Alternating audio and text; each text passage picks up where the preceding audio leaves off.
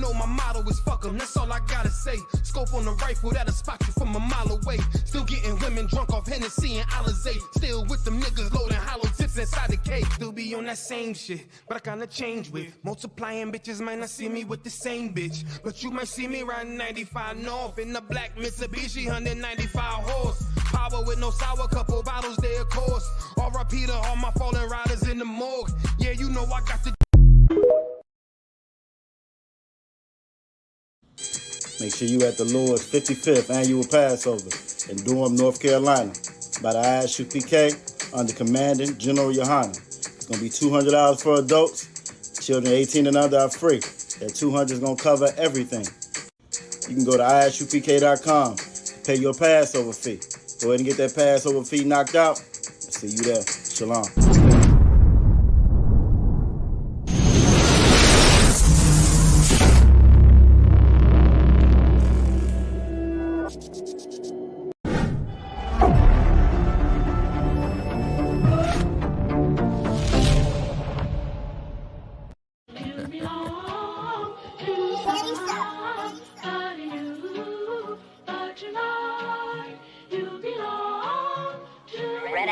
Where's he going with this shit?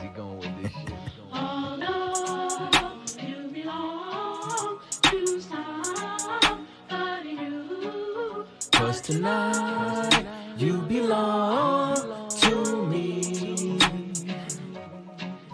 I'm from One West headquarters. Follow my captain's orders. Live in the land of pain and torture. No straw, but they want their mortar. Tell Trump, fuck borders. P.S. prepare for slaughter. Never take their sons and daughters. Never give them alls in return. Niggas never wanna learn. Till they laying in the urn. Babylon, Babylon, Babylon. You got to burn. Even if I gotta go with it. So fuck it, is you with it? Niggas never feel froggy, they just wanna rip it. If I see a bad bitch, then I gotta rip it. Your lip looking like the Red Sea when I split it. Tell me why that flow so vicious. Every time he switches, beat a nigga ass like mama did with switches. You niggas looking real, real gay. Where are the bitches? I mean, where are the sisters? Better stay away from witches. That's a brouhaha. Love me as she brew, yeah. White people, he brew now. If you didn't know, then you do now. You belong to me. Yeah. Alright. This nigga's bonkers. From the same city as the Knickerbockers. Name ring bells from here to Yonkers. Or Nicaragua. You niggas too thirsty, you need some agua. I ain't talking Fina. When they kill my dog, I ain't hear shit from Peter. These niggas talk Kent, but they really mean FEMA. Kevin cut his eye, got more stripes than Adidas. If you ain't a bad bitch, then get the fuck off my penis. 1-2 step with a meat tree drip. Keep my circle tighter than my meat tree is. If I don't fuck with you, you a piece of shit. When I dip, you dip, we dip, we dip. This the type of shit that I sing to my bitch. No 6ix9ine, we don't sing no snitch. Gotta love that bass. Social distance, I love my space. Tell Karen, get the fuck out my face. We ain't never switching up on our race. You belong to me. It's you, baby. One more time. Gotta love that bass. Social distance, I love my space. Tell Karen, get the fuck out my face. We ain't never switching up on our race. Cause you belong to me. One more time for the ladies in the back, eh?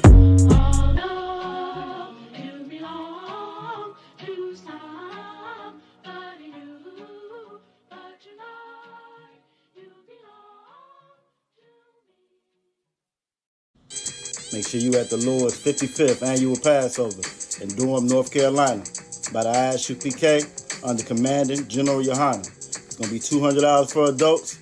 Children 18 and under are free. That $200 is going to cover everything. You can go to ISUPK.com to pay your Passover fee. Go ahead and get that Passover fee knocked out. I'll see you there. Shalom.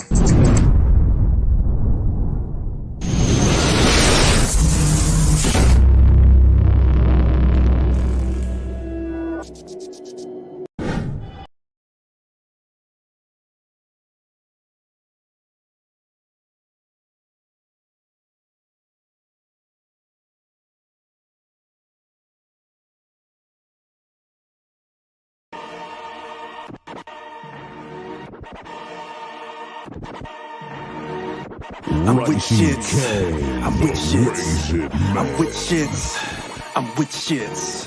I I view my adversary through a microscope as a small thing. They wax fat, we ballin'. Babylon keep falling. By all means, these saltines is cracker dust. Esau won't respawn, they the soul people we have to crush. They shackled us, we out the cuffs. It's your turn to slow burn till after dusk. My Caucasian plantation, those reparations won't amount to much. That blonde hair with them blue eyes and that pig flesh won't hassle us. Shawty haulin' that hee-haw, cause that gluteus on Maximus. My whip drip on 100 thighs. We gunning down you runaways. They from the cave, not underpaid. I'm Munga slave, just for fun play Hunger Games. Put you in the front like you running things. Uriah, any back talk, you kiss the asphalt and I sing it to the Messiah. You'll be auctioned off with the shipping costs. I'll purchase some good diver. Bought my Donald Trump and my Richard Nixon. I'm Willie Lynch incarnate. Keep a short leash on you varmint. String you up if you brave-hearted. Only thing red, white, and blue will be your remains washed off of my garment. I'm with shits like Willie Lynch, I wanna see him hang. I'm with shits like Willie Lynch, I wanna see him hang. I'm with shits like Willie Lynch, I wanna see him hang.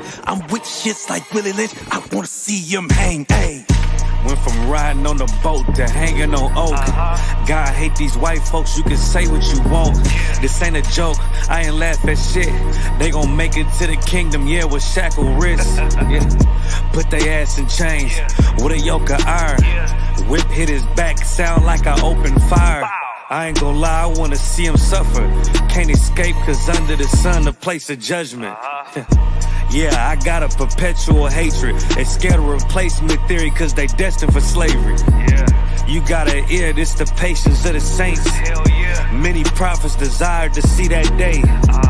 UPK, we gon' take the kingdom. He don't deal with other nations, he gon' plead with heathens. I ain't gon' stop until I see him in the cotton field. Yeah. Ain't no other option, I'ma die real. I'm with shits like Willie Lynch, I wanna see him hang. I'm with shits like Willie Lynch, I wanna see him hang. I'm with shits like Willie Lynch, I wanna see him hang. I'm with shits like Willie Lynch, I wanna see him hang. I'm with shits like Willie Lynch, I wanna see him hang. I'm with shits like Willie Lynch, I wanna see him hang. I'm with shits like Willie Lynch, I wanna see him hang. I'm with shits like Willie Lynch, I wanna see him hang. Hey. Shalom, shalom, Israel. Let's clap it up. Shalom, shalom, Israel. Shalom, Richmond, Norfolk, Virginia, all over VA. If you're tuning in from anywhere else, shalom, shalom. Good to be with everybody again tonight. Hopefully everybody's doing Tawab.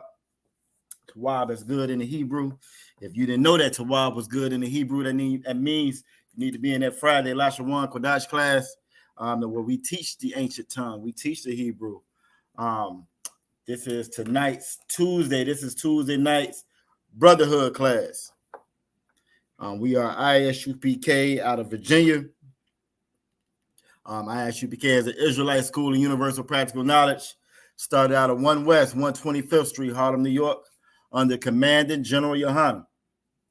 We are not affiliated with any other Christian organization and with any other fake Israelite group.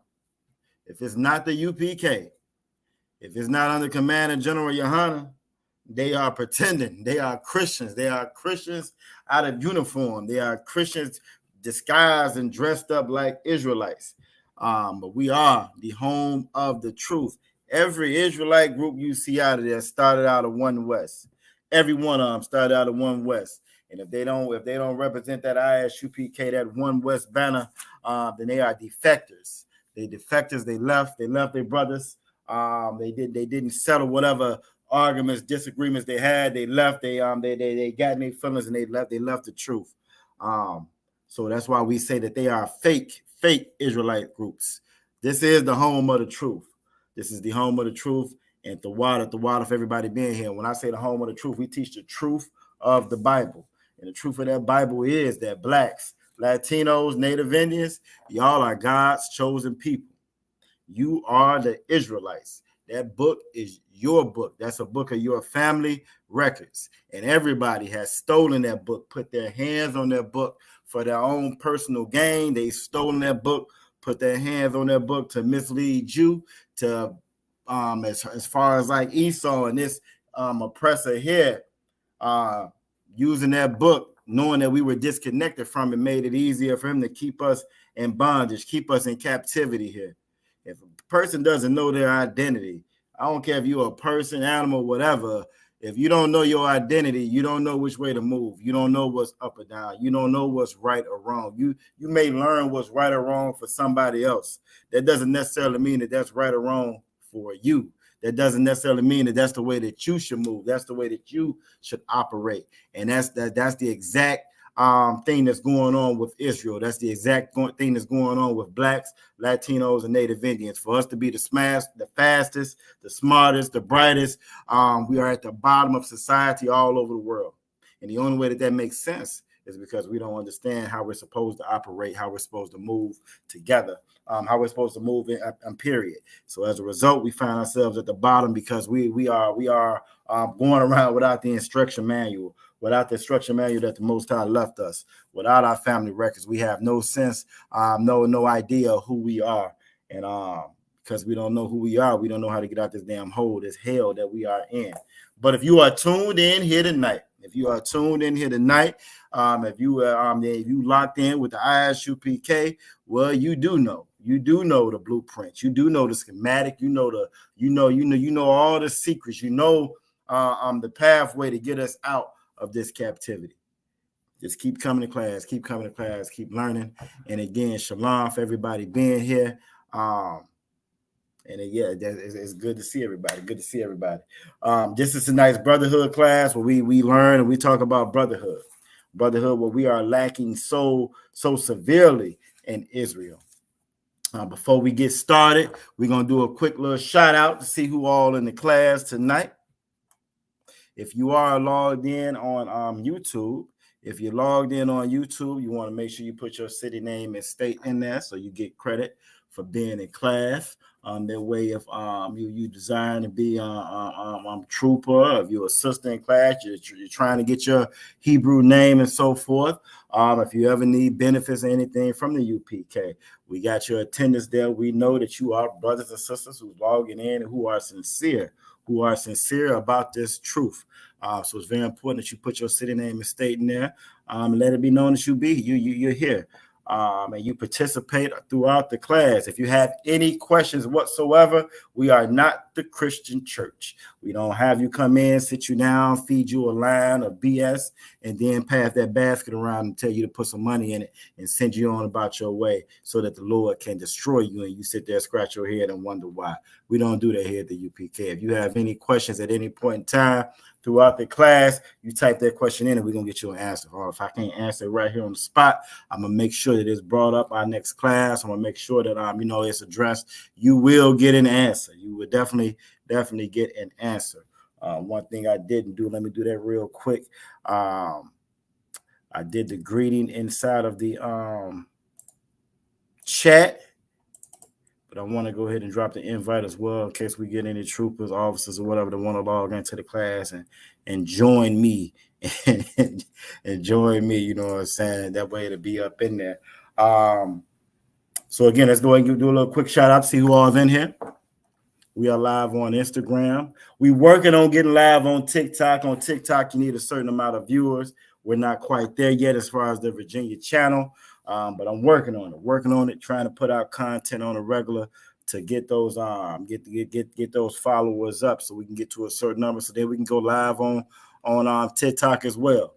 We're trying to be live everywhere. You log on there and it's a whole bunch of folks saying a whole bunch of nothing. It's about 15, 20 different Jesuses on there. You know what I'm saying? Everybody Jesus, everybody the Messiah, everybody got the answers, but nobody got no damn solutions to get us out of this captivity. It's amazing to me. It's amazing to me that people still in 2023 will follow anybody, anything that sounds good, anything that allows you to be your same disgusting, wicked self. And you don't have to change anything, but it sounds good. We'll jump on board with it 100%. But when it comes to the truth, the Lord Christ says, my sheep gonna hear my voice. So if you're here tonight, you just those sheep and you heard that voice, and the water again for you being here and joining us tonight. Who we got in the building? Who we got in here tonight? We got my brother in this truth. My N-word, goddamn. My N-word, Officer Mataza Akara, Yahba Shimi Yahba Shaparakata, to the sister Ra'aya, Yahba Shamala Thamba Shimi Yahba Shah. Young man Jerry on in the building. Young man Jerry on the bill, you hold on, and before you know it, you won't be rocking that. Before you know it, you won't be rocking that name that you were given. You're gonna be rocking a whole nother one, a whole nother name coming from the Most High Himself. It's always good to see the young man and that young man Jerry Young. Yabba Shim Yabba Shabba Rakatha. To the sister Deanna. It's good to see you in here again tonight. Yahweh Shemalathan by Hashem Yahweh Shah coming checking in from Charles City, Virginia. Charles City, Virginia. When we first moved to Virginia, some of the first people we met was from Charles City. We were coming from Georgia, and they were just as country as we was coming from Georgia. So it was a beautiful thing. It's a beautiful thing. So it's good to see you. I'm coming representing from the depths of Charles City, Virginia. Yahweh Shemalathan by Hashem Yahweh Shah, Sister Nazama Nah. Always checking in, and tuning in and giving her wisdom she's learned over these years. It's always a good to have you in class. It's always good to have the sisters in class. Our sisters have to it's rough in its truth, regardless if you are a brother or a sister. It's rough in its truth. But our sisters, you know what I'm saying? Our sisters are in a time in the world where you can be just as ratchet as you want to get to be. You can be just as irresponsible as you want to get to be. You can be just as vicious, nasty as you want to get to be, and everybody's going to pat you on your back for it as a sister. So for the sisters that's in here, you got to be a strong sister, a sister that really truly love the Lord. And when I say strength, I mean strong in that in the sense of loving the Lord. Not in the same sense of or the vein of what America says as far as a strong black woman. Because believe it or not, when America's calling you a strong black woman, it's derogatory. When they calling you a strong black woman, they pretty much calling you a damn man, because you've taken the place of the man here. But when we say it, we say you're strong because you're strong in this truth. Strong in this truth, and it takes a special sister. The Bible says price higher than rubies, more valuable than rubies. That's in here. So again, the water for you being up in here. The sister Aisha in here as well. Sister Aisha in here as well. Checking in from Newport News. Yahweh Shemalathan by Hashem Yahweh Shah. I already said what's up to Sister Nazama Nah. Did I say? Okay, I hit Sister Nazama Nah beforehand. Okay, here it is, right there. Yeah, most sound correct. Look, I about to say I must have just felt she was in the room. All right, Sister Ryan said that's right. Matazah Karat said damn right. That's right. And Yonder Ba, which is you're welcome, and a Yonder Ba to you too as well, sister. So again, it's good, great to see y'all here tonight. I don't see anybody on the live on Instagram yet, and I don't see anybody on Facebook. But if I do see you check in while we're going, I'll try to make sure that I shout you out. And it's time to get it on. This is tonight's Brotherhood class. I said it yesterday in Officer Matazah Karat's class. I'm pretty sure everybody that's in here tonight has had a chance to see some of the videos from our clothing giveaway in New York. And it was a beautiful thing. It was a beautiful thing. And while I was there, and I think I said it last night, it was Brotherhood in motion. You can actually see the same stuff that we talk about in this Brotherhood class.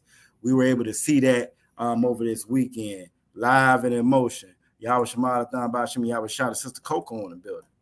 Okay, and you know what? I'm in Salakia, Sister Coco. You was one of the first ones that had logged in. You had logged in so fast, I didn't even see you up there. So Yahweh Shemalathan by Hashem Yahweh Shah, Sister Coco as well in the building. But hopefully everybody's had a chance to see some of the videos that went out. Of us out there in New York. It wasn't a easy mission. It wasn't an easy mission because some of us got a little bit more age than the other ones.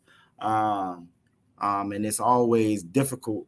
It's always difficult, you know what I'm saying, because we're in captivity. A lot of us have slaveries. Got other stuff going on. You could always be spending your time doing something else.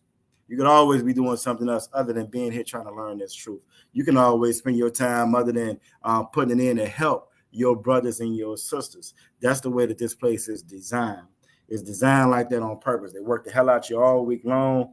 That way when the weekend does come around, especially when the Sabbath day does come around, the last thing on your mind is serving the Most High. the last thing on your mind is trying to do anything the Lord told you to do. You just trying to relax, let your hair down. If you're out in the world, you trying to feel good and recharge and get ready for that Savior coming back up and have as much fun as you can before it comes back around again.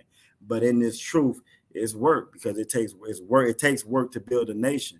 And it takes sacrifice to build a nation. So for all the brothers and sisters, if you are tuning in, if you haven't heard it, the water for everybody coming out this weekend. For all the sisters that sent clothing. For all the sisters that sent clothing, sent your support, sent your husband out on a full stomach, the whole nine with a clear mind. All that, it's all it's all appreciated. It was all needed out there, and it was a beautiful sight to see our brothers and sisters, our brothers come together to help the brothers and sisters that's in need. Because this place don't give a damn about them. This place uses them for pawns and for a tool, like they do the same thing to us. They do the exact same thing to us, and it's sad if you watch the news or if you watch, you know what I'm saying, kind of what's going on. A lot of us that's in the world that's not here in the ISUPK, they falling into that same trap. They falling into that trap of hating on it. They calling them immigrants. You know what I'm saying? It always amazed me when you saw that last night. As I was in my hotel room, Gangs of New York was on, and as I'm watching this in the background, you know, it just amazes me how they call our Latino brothers, our northern tribe brothers, immigrants. You know what I mean? When all of these folks, all the Esau, the Oppressor, the Moab, Ammon, all of them came from somewhere else, and within none of them had no damn invitation, but they all came over here. But they got the nerve to look down on our brothers and sisters, on our that they took and stole and murdered to get this land. They look down on them, you know what I'm saying, and want to call them migrants and immigrants and everything else, and they use us to fight against one another. The young man Jumran in the building. Damn right, good to see you, brother. Sister Coco said, what's required for a Hebrew name? You just keep coming to class. You keep coming to class. You let that be known. And when the time comes, you know what I'm saying, camp leader, Captain Natazak Nashai, he'll make that happen. He'll make that happen. But I would definitely I'll make sure I make mention that you asked about it, because I know you've been chiming in for a good little while too. But yeah, just keep coming to class.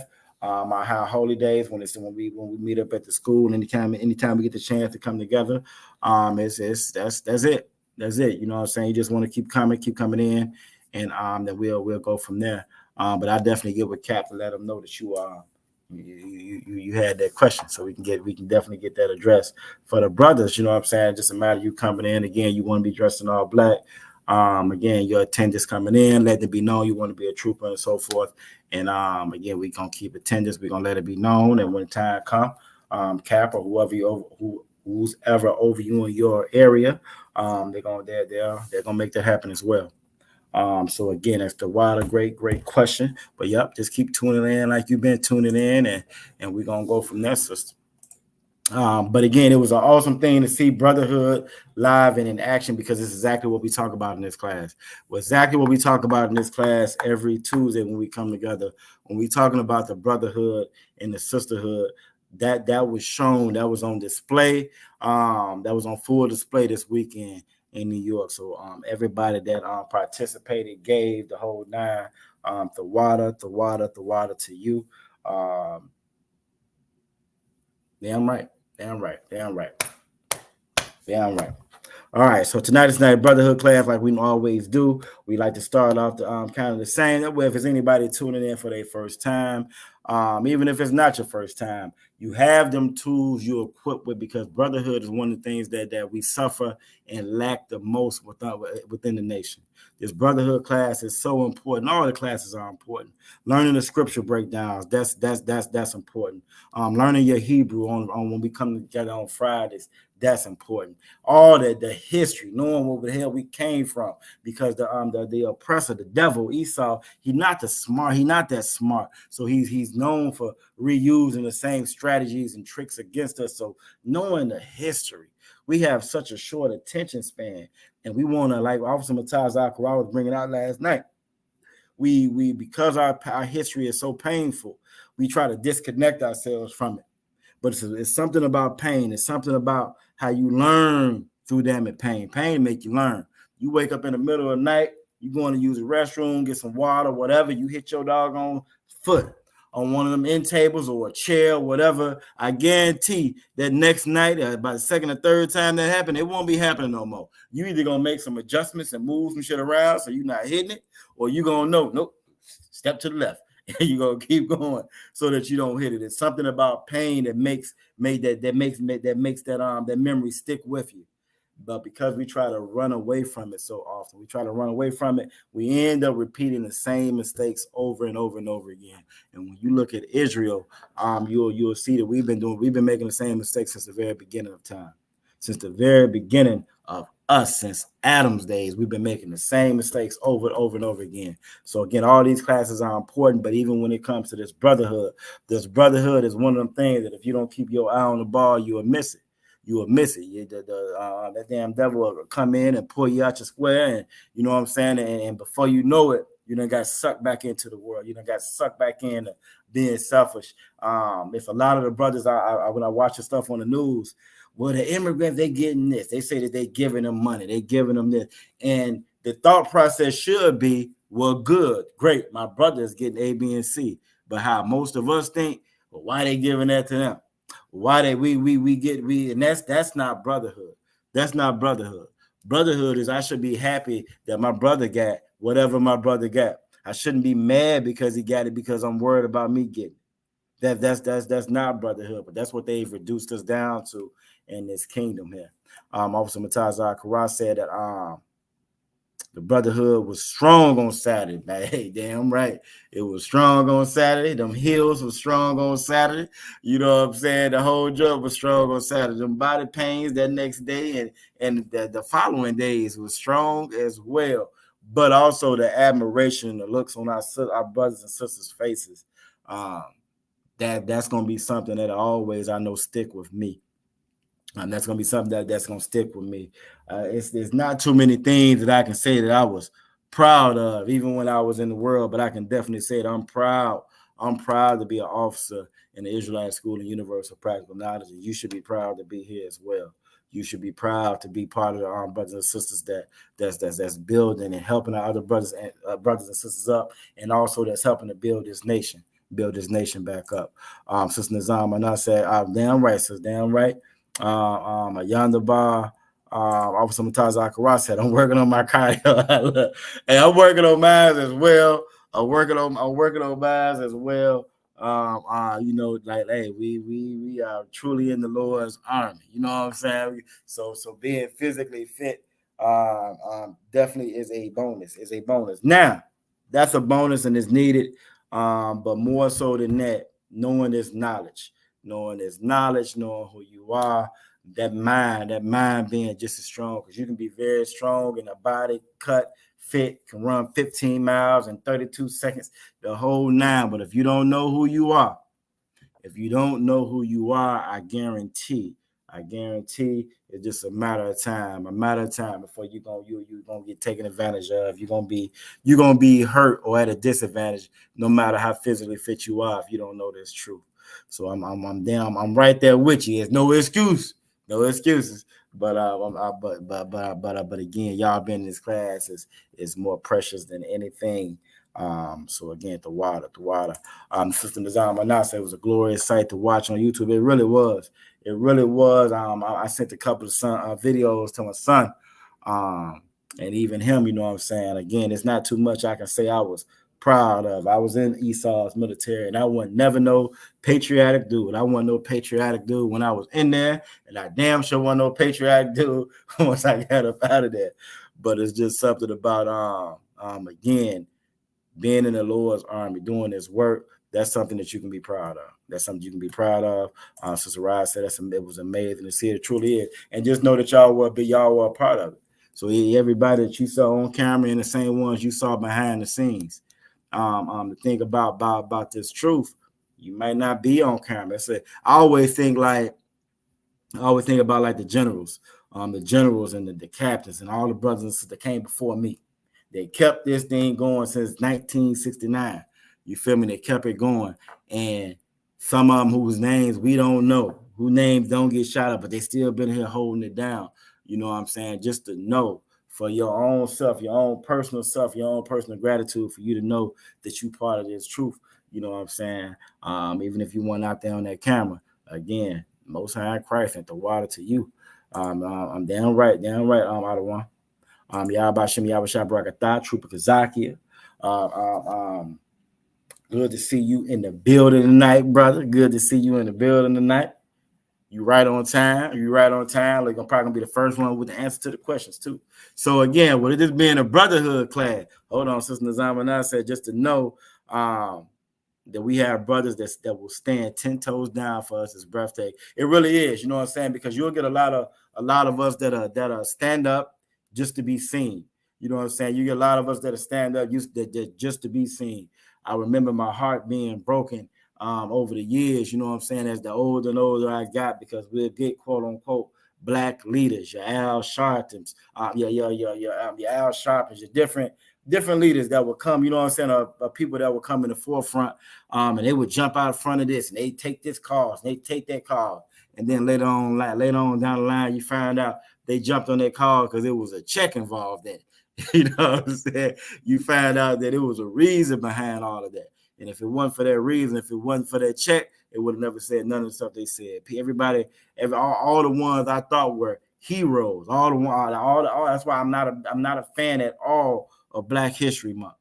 I'm probably one of the most grumpiest Negroes there is when February roll around. Why? Because, hey, brother, I don't want to hear none of that garbage. Reason being, I feel like Black History Month told us to be happy to be slaves. So many of them sold us out. They sold us out for a check. They sold us out for a damn check. They sold us out for recognition. They sold us out for a position. Well, the brothers in the UPK, it ain't about no position. It ain't about no position.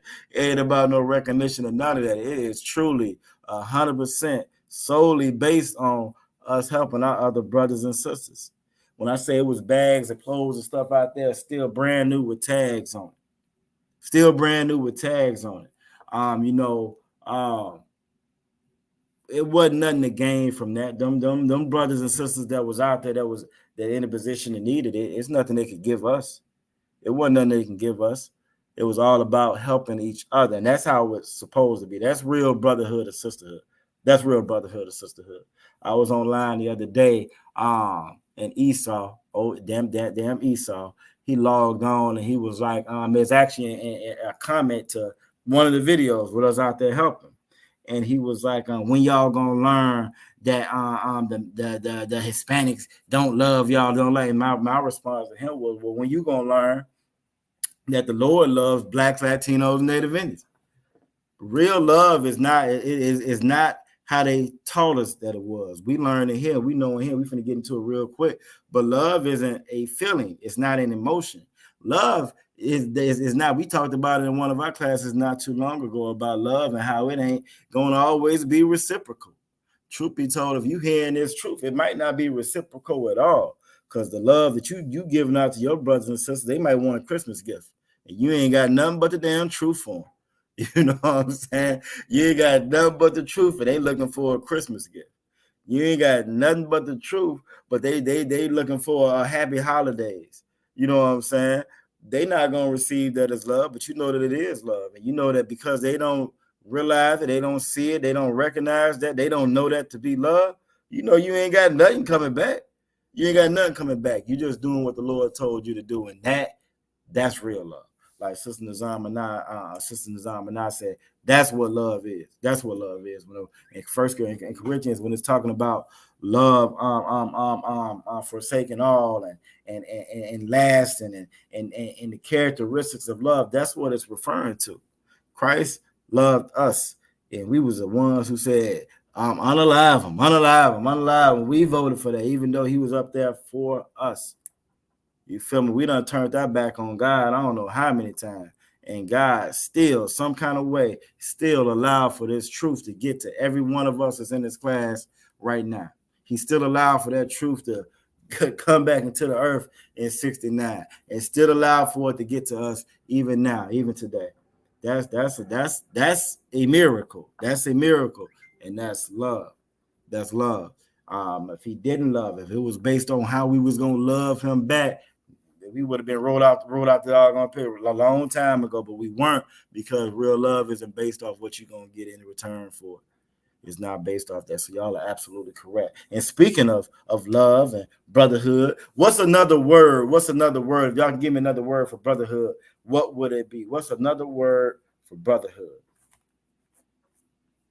Who can tell me what another word for brotherhood is?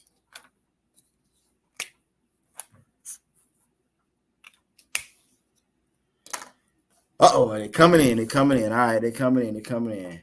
All right, Sister Nazama Nah, give her a hand. She said sisterhood. Officer Mataza Akara said sisterhood. Sister Raya said sisterhood. And I just want to throw one thing out there. If you are in class and maybe you're not as fast on the keys as some of the other brothers and sisters is, maybe you know what I'm saying, you still on 4G and everybody else is on 5G or whatever it may be. Go ahead and type your answer in anyway. It's always good to make sure we all on the same page together. Again, we learn, we grow, we rise together. So throw your answer in there anyway. That way I know you still with me. I know you still got it. And again, there's no wrong answers in here, because you already did the right thing because you in here. Because you in here, you already done answered the question that need to be asked by you being in here tonight. So the rest of it, you know, it's all icing on the cake, how they say. Young man John Rand said sisterhood as well. Give him a hand. And my rib done checked in, and she said sisterhood as well. Now she ain't too good on that greeting yet. I mean, we've been working on that greeting. She always slide in here without saying Yahweh Shema Lathan Shem Yahweh Shai. But that's also why I always type it into the chat, so that way if you don't know it, you'll be able to see it. You'll be able to learn before we get in here. And yep, but you should give her a hand as well. She's absolutely correct. Young man Jay Rion says sisterhood as well. Brotherhood and sisterhood go hand in hand with each other. Brotherhood and sisterhood go hand in hand with each other. Brotherhood and sisterhood are the same thing.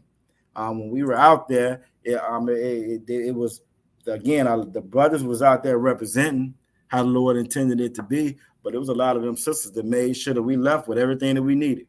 A lot of them sisters made sure we left, got on the road out on time. They made sure we had the clothing that we got. A lot of them was bagging up the stuff to give to us, to send out. So again, it's twofold. That brotherhood and that sisterhood goes hand in hand with one another. Now, also with brotherhood and sisterhood, what's another word? What's another word for brotherhood and sisterhood? And we've been talking about it since we've been in class. But what's another word for brotherhood and sisterhood?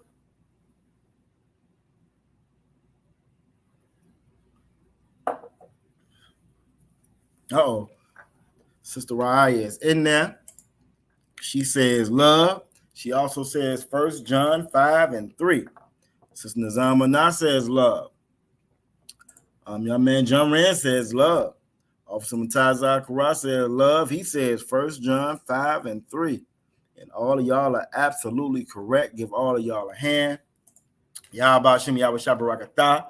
Officer Yarasha Moth in the building. Give him a hand. Young man Jay Rion said love. All of y'all are absolutely correct. And let's go ahead and get that precept in my rib. She said love. Brotherhood and sisterhood are the same as love. Sister Deanna said sisterhood, love. Brotherhood and sisterhood are both just another word, other words that sum up love. Sister Deanna, right? She corrected. She said love. So give her a hand as well. Brotherhood and sisterhood are love. What you saw on Saturday out there in New York, that was love. That was real brotherhood. That was real sisterhood. The brothers had to come together to support the other brothers. That's brotherhood. Again, the sisters had to make sure them brothers was equipped with what they need to get out there. That was sisterhood. It was brothers out there not asking them sisters for anything. We just wanted to make sure they had the clothing that they needed. That's real brotherhood. So many of these people out here in the world, they'll pay our sisters as long as they sell themselves. They'll pay our sisters for an OnlyFans account. They'll pay our sisters. They'll give them 1 million likes online if they naked. They if as long as it's something they can gain from it. Oh, they show all the brotherhood in the world, but that ain't real brotherhood. That's not real brotherhood. That's just some garbage we don't learn from the oppressor, and that's not love. That's not love at all. It's not love. So again, y'all are absolutely correct. Let's go ahead and get that precept. Let's get that precept up. 1 John 5:3. All right, I don't like that screen. Let's do it like that. Perfect. 1 John 5:3. For this is the love of God. If we want to find out what the love of God is, it amazes me, right? I get online, I get into these little bit of battle with these folks online. We'll do a video, whatever. Everybody always got something to say about it. Everybody always has something to say about it. Ain't no God. I'm my own God. It's about this. It's about that. It's amazing how everybody always has something to say about God, but they want to stay away from the Bible when they say it. When then they found with using the Bible, as long as they think the Bible is saying what they think, what they've been taught.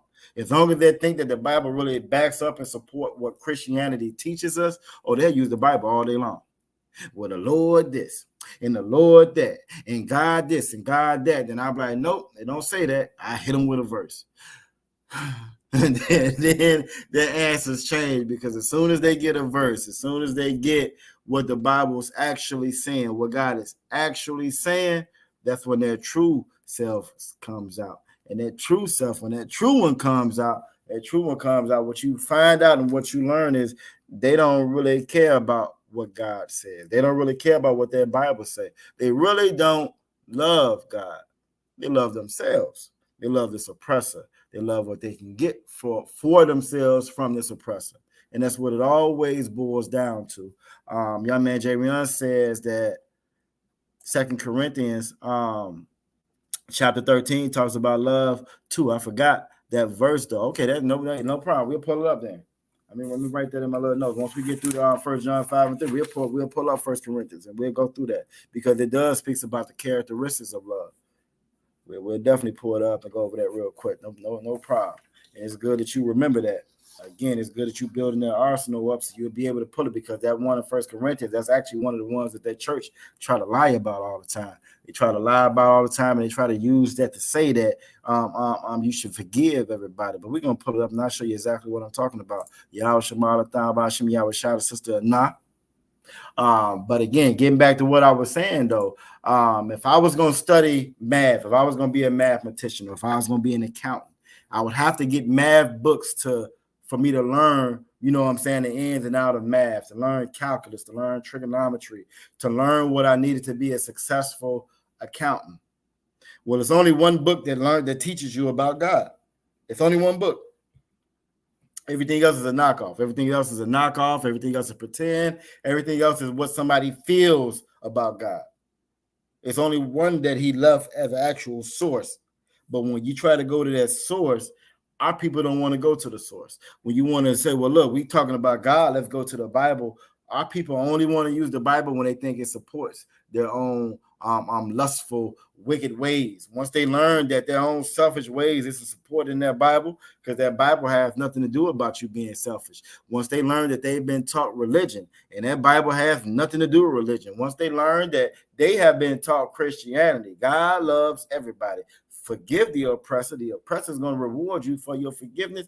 And hey, we all get to go to heaven. We all going to be rich one day. We're going to hit the damn lottery and get a good scratch off. We all going to be rich one day. Once you dispel that and say, nope, that ain't got nothing to do with the Bible is actually talking about what you saw on Saturday, about you being selfless, about you sacrificing for your brothers and your sisters, even though your brothers and your sisters might not appreciate a damn thing you're doing, but you still going to sacrifice for them. That's really love. Then they don't want to talk about the Bible no more. They don't want to talk about it no more. But when we read right here in 1 John 5:3, it says, for this is where you get the definition of that. This is the love of God. If you was in that math class, trying to be an accountant or whatever, and they said that, look, the formula is to take this, multiply by 2, divided by 3, and so forth. If that's what it said, and you told that instructor, nah, I would rather just multiply by 2 and be done with it because I'm better at addition, you would flunk that class. But when it comes to God, everybody wants to chime in with what they think. Everybody wants to chime in with what they feel, and they go from there. Who we got in here? We got it says Terror Destroyer, some garbage. Welcome, yo. I don't know what the hell that is. Cool, no problem. Let me go ahead and get rid of that real quick. That should be gone. All right, bet. Got rid of that. No problem. Anyways, so that's done. But again, when it comes to learning about the Most High, the church has taught us to abandon the book of the Most High, but know everything about the Most High. Talk about the Most High. That's why the scripture says, if a man speak, let him speak as the oracles of God. Let him speak as the oracles of the Most High. We shouldn't be running around here talking about the Most High if we don't know what the hell we're talking about. But in this kingdom, in this world, you can say what you want. You can be an expert on God, don't have a clue about what that Bible says, but you can be an expert on it. And this is what our leaders with the church has told us. And when it comes to love, it's the same way. We all think we know what love is because everybody who didn't know God, didn't know this Bible, those were the people that taught us what love was. That's who taught us what about love.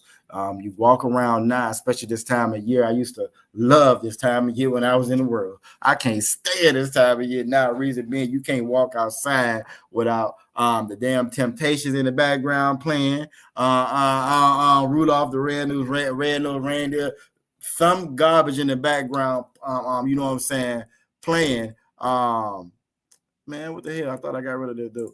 Someone in the background, you know what I'm saying, playing or whatever, that witchcraft. And again, it's because that's what they worship here in this kingdom, but it has nothing to do whatsoever with love. But when I was in the world, I thought that was love.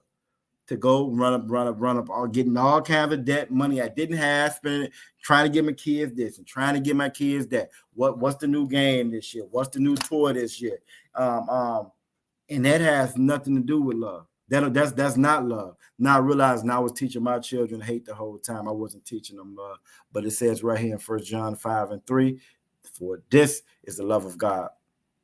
This right here, this is the definition of it, that we keep his commandments. If no other way around that, you can't love your brothers and your sisters if you don't keep his commandments. If we didn't keep the commandments of the Most High, what the hell? Why did this motherfucker keep coming back? If we didn't keep the commandments of the Most High, then it would be impossible for us to go outside and do what we did. We couldn't do that if we didn't keep the commandments of the Most High. We couldn't do that. Hold on, I hope I didn't get rid of Sister Nizam or not, did I? Damn it.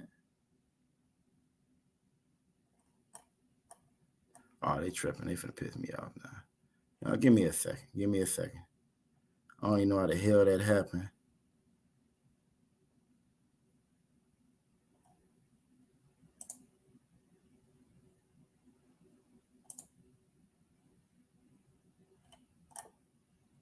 Oh, this sucks. Where's Sister Nizam or not at? And see, this is the mess I be talking about. Folks spend so much time. And yeah, that's what I'm trying to get off the screen right now, sis. And I think I got I blocked his shit and it blocked Sister Nizam or not. How that happened, I have no idea.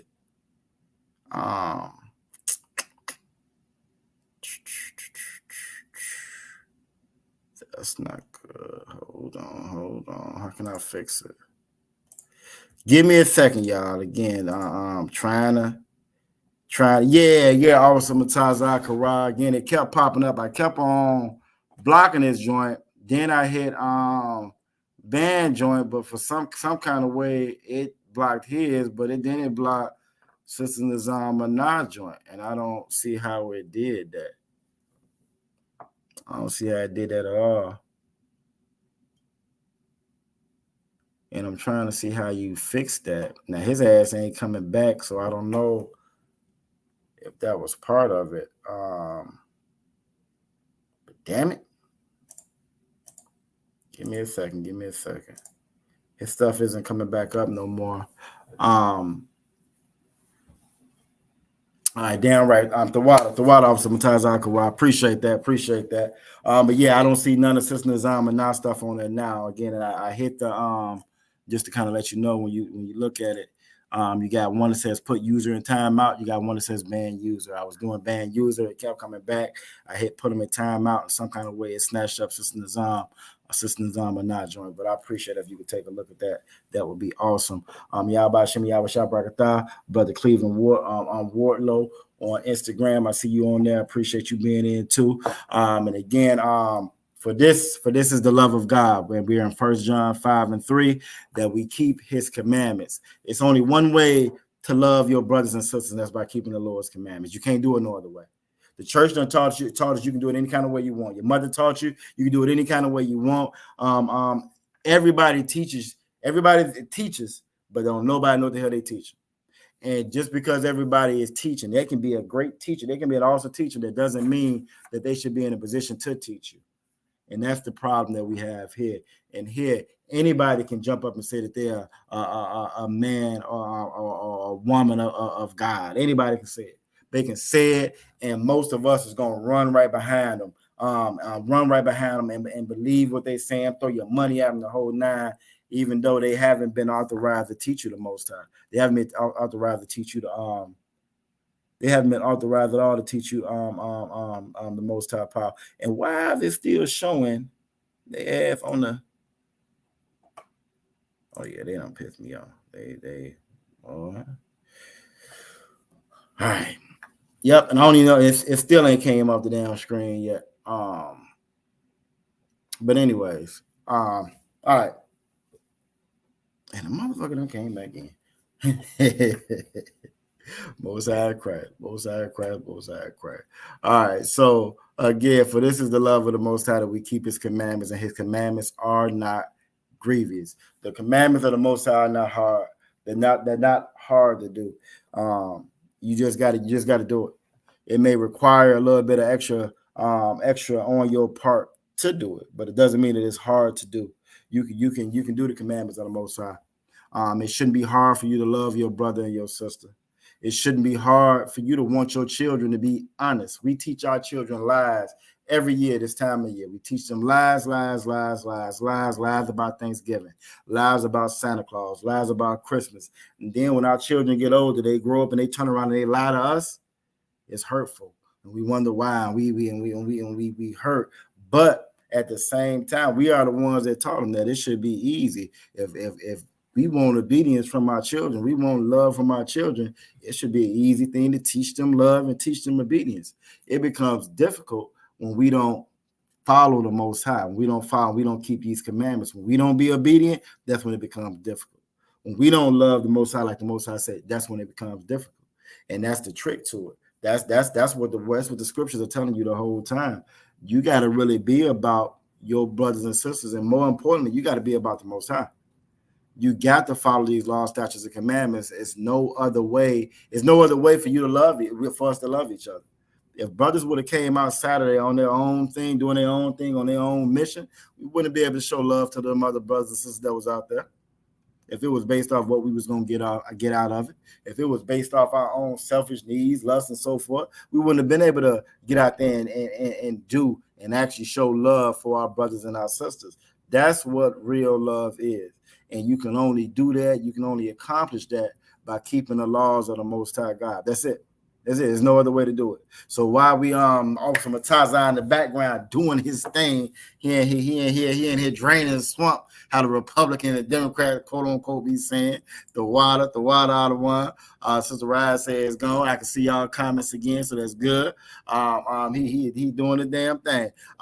So while we're at this point, y'all go ahead and give me some of the commandments that we're supposed to follow. Because just how they've taught us that love is Christmas, and love is Thanksgiving, and love is hating on your brothers and sisters that they call immigrants because you're trying to protect your own. They done taught us shit like that was love when it's not love. So y'all go ahead in the comments and give me some of the things that really are love. Y'all give me some of the commandments the Most High tell us that we should be following. Y'all by Shem Yahweh Shah Barakatah. So Wap Yalla on Facebook. The water to see you, sir. And while y'all chiming that in, the young man Jarion said he brought up 1 Corinthians as far as the scriptures on love. We're gonna go ahead and pull that as well. Because again, I think that's important that we that we look at that, because the church has lied about so much. It's so many things that we think it's scripture. Come as you are, free will, God love everybody. All these things that the church done lied and said over and over again, and we take and we really think that this is God when it's not. We really think that this is what the Lord is saying when it's not. It's not. And again, as opposed to us reading or studying to show ourselves approved, or going to the men of the Lord and ISUPK to learn, we'll take it because it appeases what I got going on. I can still be in sin. I ain't got to change nothing. I can still do me. Oh, this sounds good. This is the type of God I want, and we'll run with it, as opposed to really seeking truth like we should be. You should be seeking this truth, and you should be following these commandments if you want to truly, truly love God. So right now, I'm going to go ahead and pull up. We're going to pull up, let's see, I'm going to grab it here, the scriptures that the young man was talking about in 1 Corinthians. I think it's 1 Corinthians 13. But let's make sure while y'all chiming in with some of the commandments that we're actually supposed to follow. Sister Raya said tithing, and that's a very important one. That's a very important one because we don't know. We give our money away to the wrong people. Same thing how I'm saying the church tells us the wrong things. We give our money away to the wrong people. We give our money away to the people that tell us that love is Christmas. And that has nothing to do whatsoever. Christmas ain't got nothing to do with love. You remember, the Bible isn't a religious book. The Bible is a book of the laws, a book of the commandments. But we give our money away to people who teach us not what God says, but teach us what man says.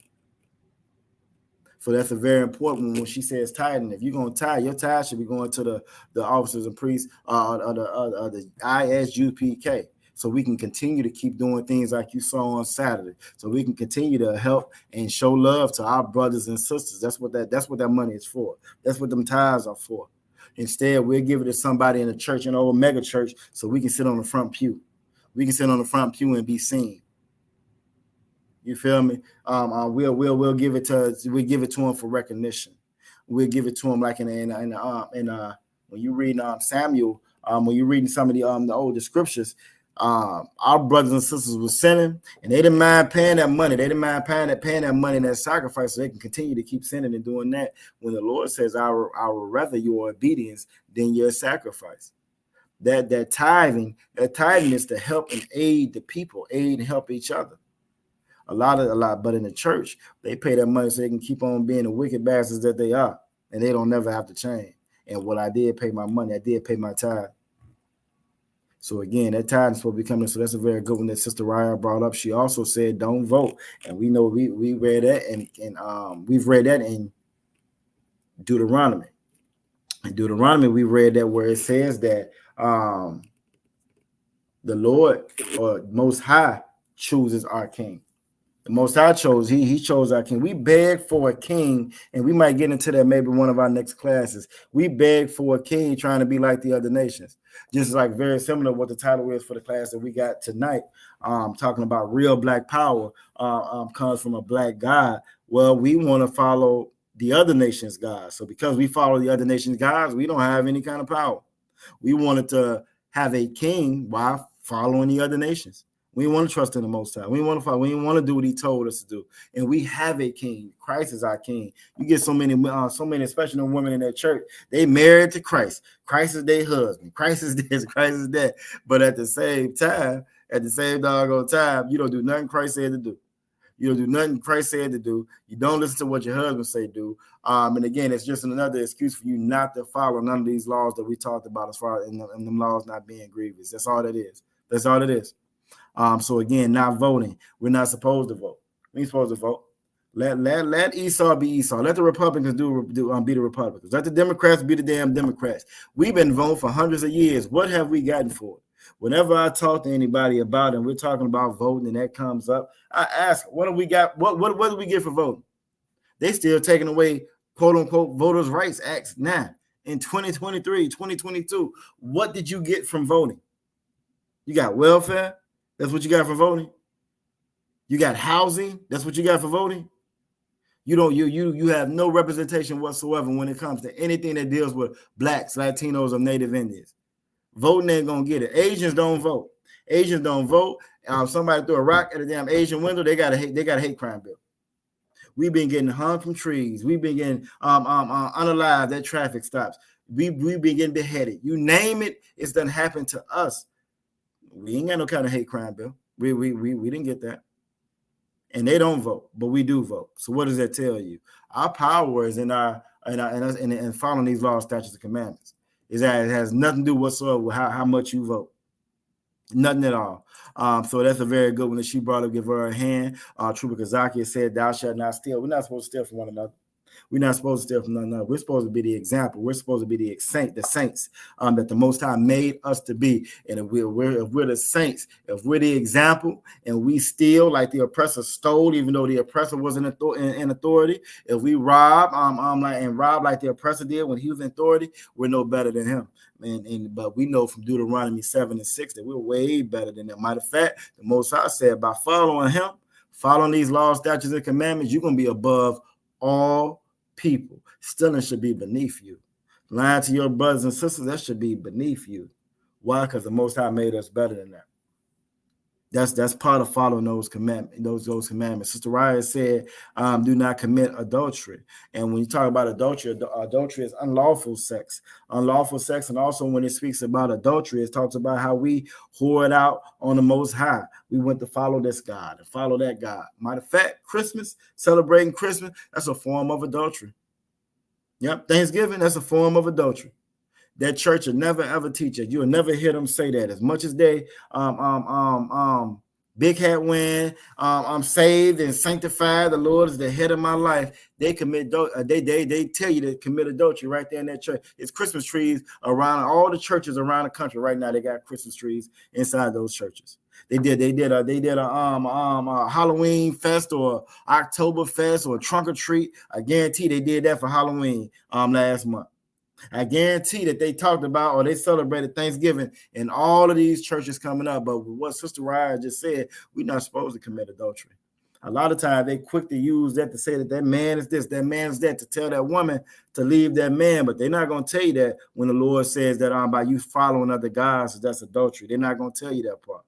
They're not going to tell you that because they're not going to teach you how to follow these commandments, because they're going to teach you there's only one commandment to follow. They're going to teach you to put some money in that bucket, and you ain't got to follow no other kind of laws. So that's another good one that she brought up. Sex is marriage. We teach sex is marriage because that's what the Bible teaches us. Sex is marriage. If that man lays down with that woman, that's his wife for life. He can't leave her. She can't leave him, and they cannot unalive each other. He can get another wife if he chooses to do so, but it's going to be the same deal. He can't leave her as well. That wife, she gets one shot at it.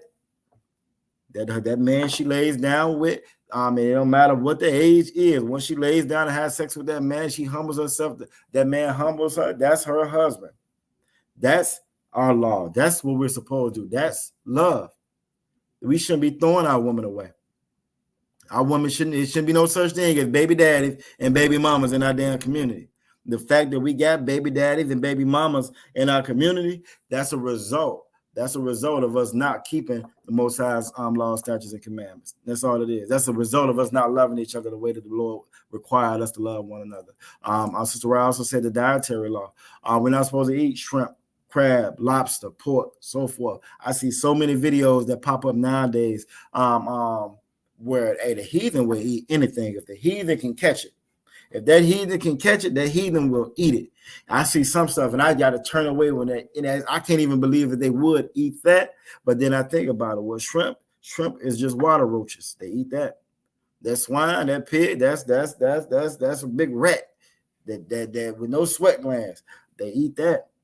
So if they'll eat those things, why would they not eat different creatures that they find that they should eat? Of course they will. And they didn't get the law, statutes, and commandments like we did. We knew what was clean and what was unclean. What animals were here to clean the earth and what animals were here for us to eat. But when we don't follow that, that's not love. If we're number one for high diabetes, high blood pressure, high cholesterol, you name it, we're number one in that stat, even though we only 11% of the population. That's because when we break the Lord's laws, the Bible says the wages of sin are death. So when we break the Lord's laws, there's going to be consequences behind it. Their church won't teach you that. Their church will sit there and watch the whole congregation perish and won't teach them. They'll try to get there. They'll try to get put in the will. They'll try to get the house once they pass. They try to rob your grandma for all the money and all of that, but they're not going to teach her, hey, if you put that pork down, you know that you won't have all the ailments that you have, because they don't teach or practice or show us love. They teach us to follow this oppressor. So that's a very good one that she brought out. Trooper Kazaki said to keep the Sabbath day. There you go. He said to keep the Sabbath day holy. Again, I think I mentioned it earlier in this class, by the time you don't work all week long, you get to the end of the week, all you want to do is take that little money that Esau done gave you and give it right back to him. Give it right back to him again. We don't realize that when the Sabbath day is the seventh day. That's why all manners of wickedness is going on that Friday night, Saturday. Why? Because they want to make sure that you do not serve the Most High. You do not keep the commandments of the Most High, because that's our true source of power. That's how we get out of this captivity here. So that's a great one that he brought up. And again, that's another way I always get people. I be talking to brothers and sisters. Well, how you know? How you know? They're so surprised when they see the new me. They see me. They see Yagadah. They used to that old man that I had to get rid of. They used to him. So when they see me, and because we share the same face, or somewhat same face, his face a little bit different than that old man. But when they see me, you know, how you know? How you know? I say, well, you know, because I know what the words of the Bible say. The Bible say you can judge a tree by the fruit it bears. You feel me? So just like the brother saying, keep the Sabbath day holy. That's the seventh day. Well, if they're going to church on Sunday, guess what? That's part of the fruit that it's bearing. They lying. That's not in there. That's not true. Right there in the discussion, why you going, and I can show them something like that, guarantee next Sunday they're going to be right back in there again.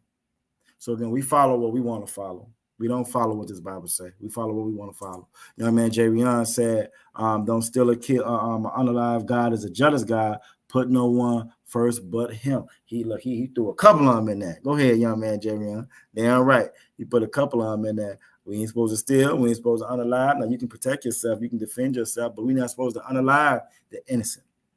We're not supposed to do that, but that's what this world teaches. That's what this oppressor thrives off of.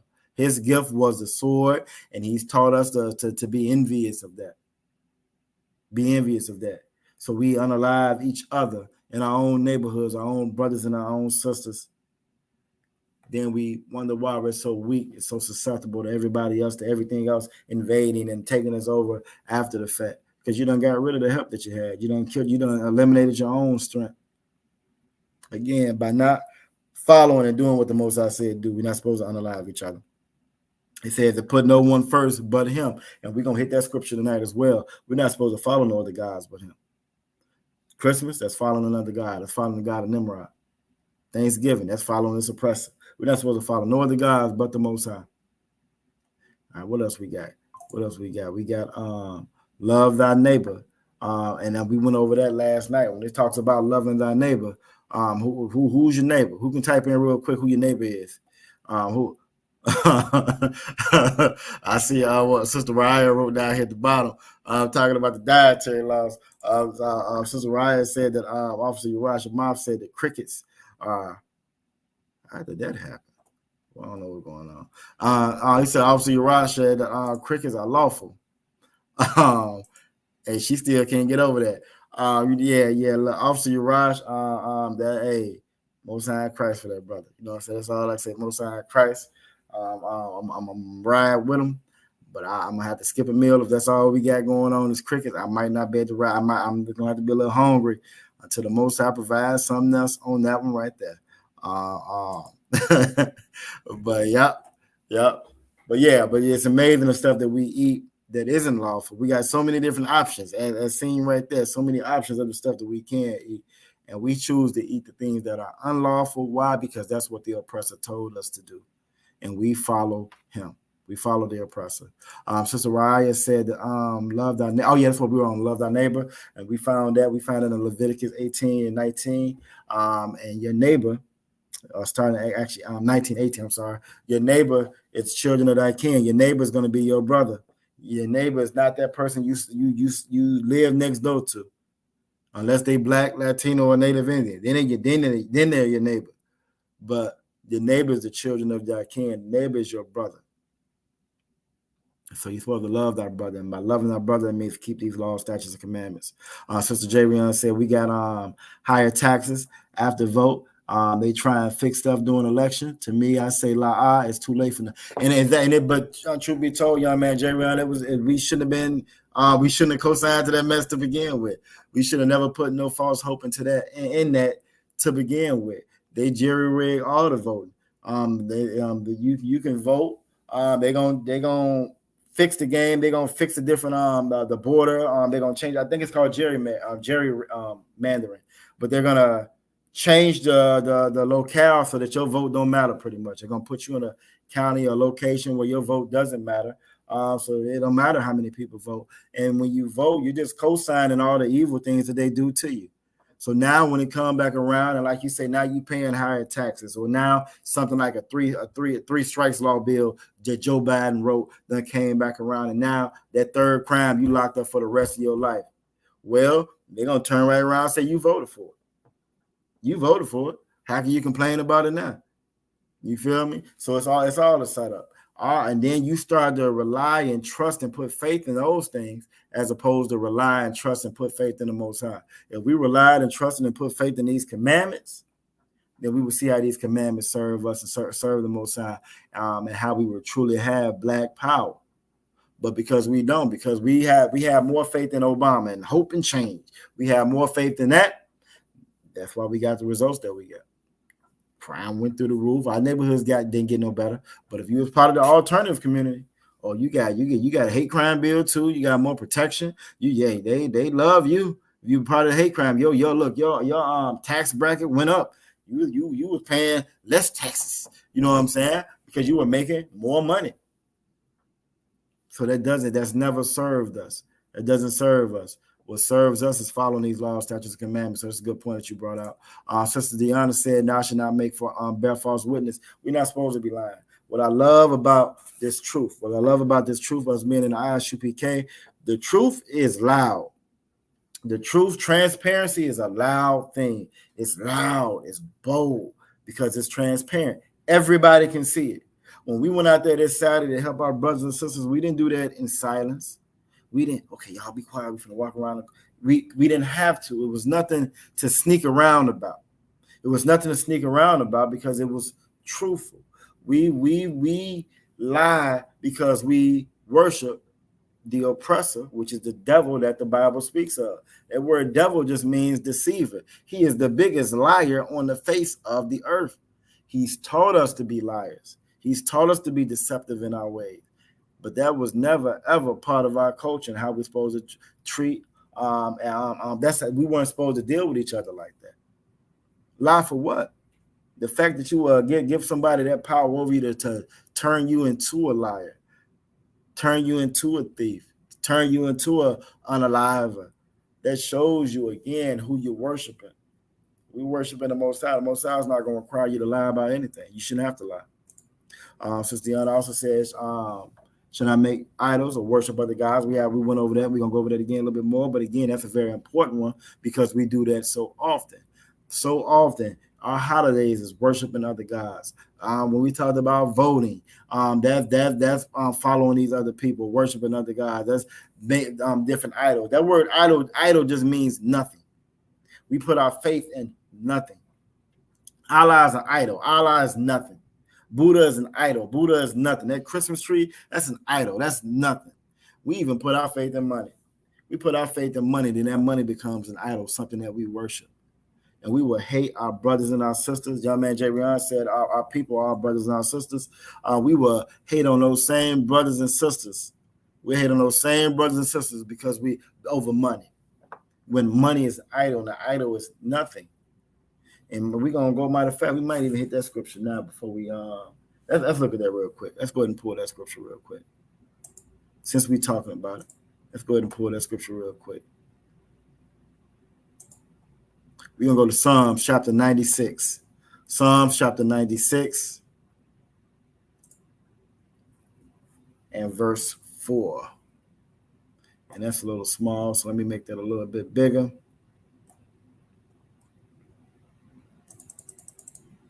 And the water to you, Officer Mataza Quran. I don't know how that fool got in that way that they did. I still haven't seen Sister Nazama not back. But the water, I haven't seen any more interruptions from them. Again, it's amazing the stuff that we put our energies and our efforts toward. But that's this kingdom. But let's get it. Psalms 96 and 4, because it was brought up a couple of times when we were going over these commandments. Psalm 96 and 4 says, "For the Lord is great. The Most High power is great." Whenever you see his name capitalized, that capital Lord, that's talking about the Most High power. The Most High power is great and greatly to be praised. We praise all kinds of nonsense. We praise entertainers, and we praise stars, and we praise money, and we praise all kinds of things that have no business being praised. But it says the Lord, the Most High power, is great and greatly to be praised. He is to be feared above all gods, above everything else that you worship. He's supposed to be feared above all of that. Why? Because he made everything. He made everything. The other heathens, the other nations, they can't stand us because we the only ones who have a real God. The Most High chose us.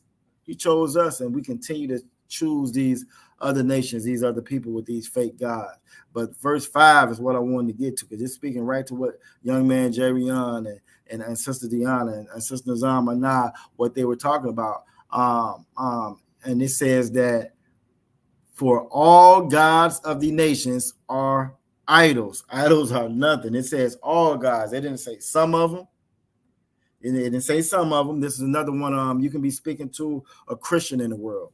You can be speaking to one of those J316 soldiers, right? And they say God love everybody. Or one of the ones that be having that coexist sticker on the back of their bump. They on a bumper sticker.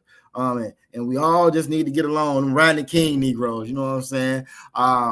And they'll say, well, that's their right, that's their choice. They can serve who they want to serve. Yeah, okay. That's not what that's not what I know about the Bible.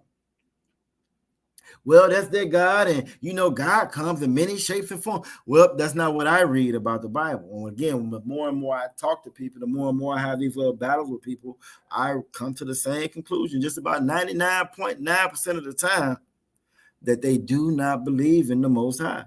And they definitely don't believe in his Bible. So it says, for all the gods of the nations are idols. Not some of them, not half of them, not maybe just Buddha, but not Allah. No, both of them. They're both idols. But the Most High power made the heavens. The Most High made the heavens. That's the only God we should be serving or worshiping, is the Most High. So what y'all are saying is absolutely correct. And that's part of keeping those commandments, is knowing that, again, that the Most High is the only God that we should be serving. And with knowing that, it also comes with the knowledge of knowing that the other nations, their gods are idols. They're idols. There's so many of us that want to give respect to Buddhists. They want to give so much respect to the Muslims, to Islam, to this, to that, and not give the right respect, not give the proper respect and do honor to the Most High. And this is why we don't have the power, like the title of the class talks about. The title of the class is the God of black people. The black God is that's the source of black power. You feel me? You get black power from the black God. That's where you're gonna get black power. When I say black, I mean black, so-called black, so-called Latino, so-called Native Indian, because we're all quote unquote black. Those titles, black, Latino, Native Indian, are titles given to us by the oppressor. But that true quote unquote black power, that comes from this Bible. We had a whole quote unquote black power movement back in the 60s. All of those movements failed. Every last one of them failed. They all failed. Why? Because they weren't based off the Black Power book. It was a black power movement not based off the Black Power book. And you can't have black power. You can't exemplify black power. You can't wield black power if you're not going to the source of black power. And the source of black power is the God of black people. Period, point blank. Simple as that. And we look to all these other places and sources for our power, and that's why we're powerless.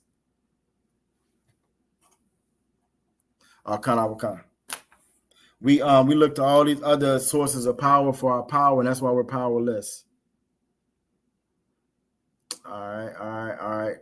Okay. All right. I got you. Give me a second. I'll go ahead and I'll send that over there to you.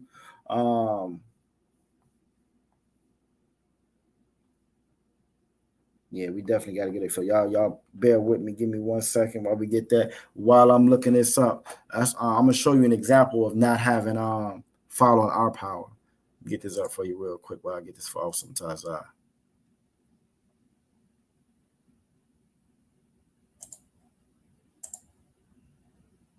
Know some of y'all probably have seen this.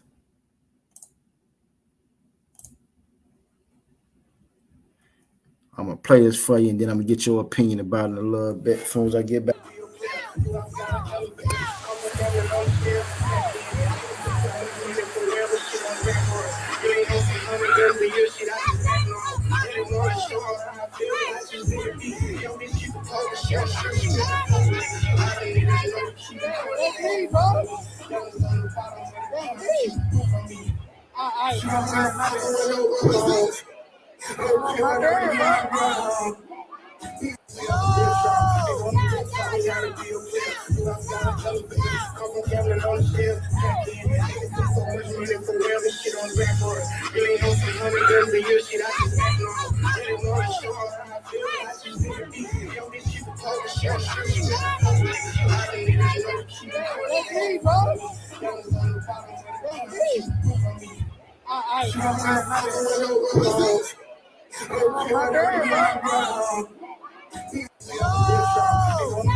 You should have that now, Officer Murtaza Akawara. All right, I played that enough times. I'm gonna go ahead and stop that now.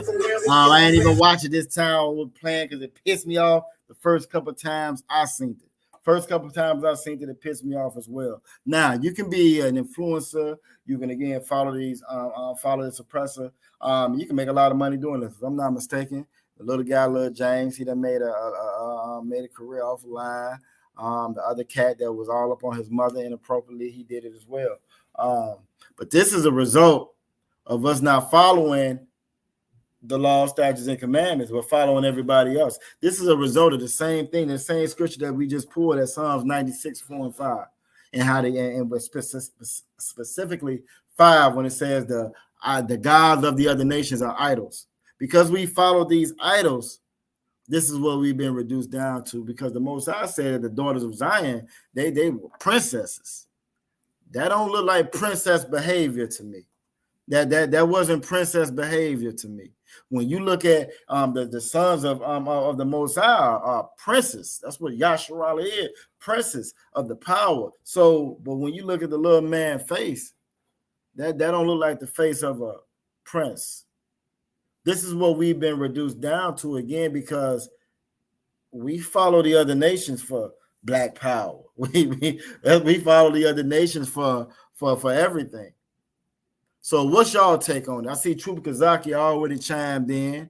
He said shameful. Damn right. I'm right there with you, brother. For the brothers and sisters that's on Instagram, on Facebook, I played the video of the little dude, Lil James, and his mama twerking in front of this other dude. Now I don't know if he's a Hispanic brother. He didn't look like no damn Hispanic brother, but I could be wrong. I didn't get a chance to really go to look into it, to his ethnicity. But regardless of whatever, it's wrong.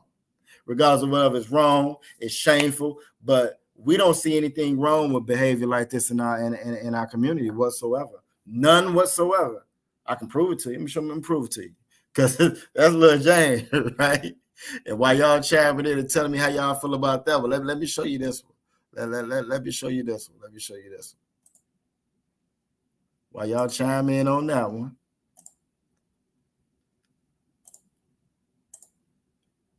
Because you can just type in twerk and you're going to see it everywhere.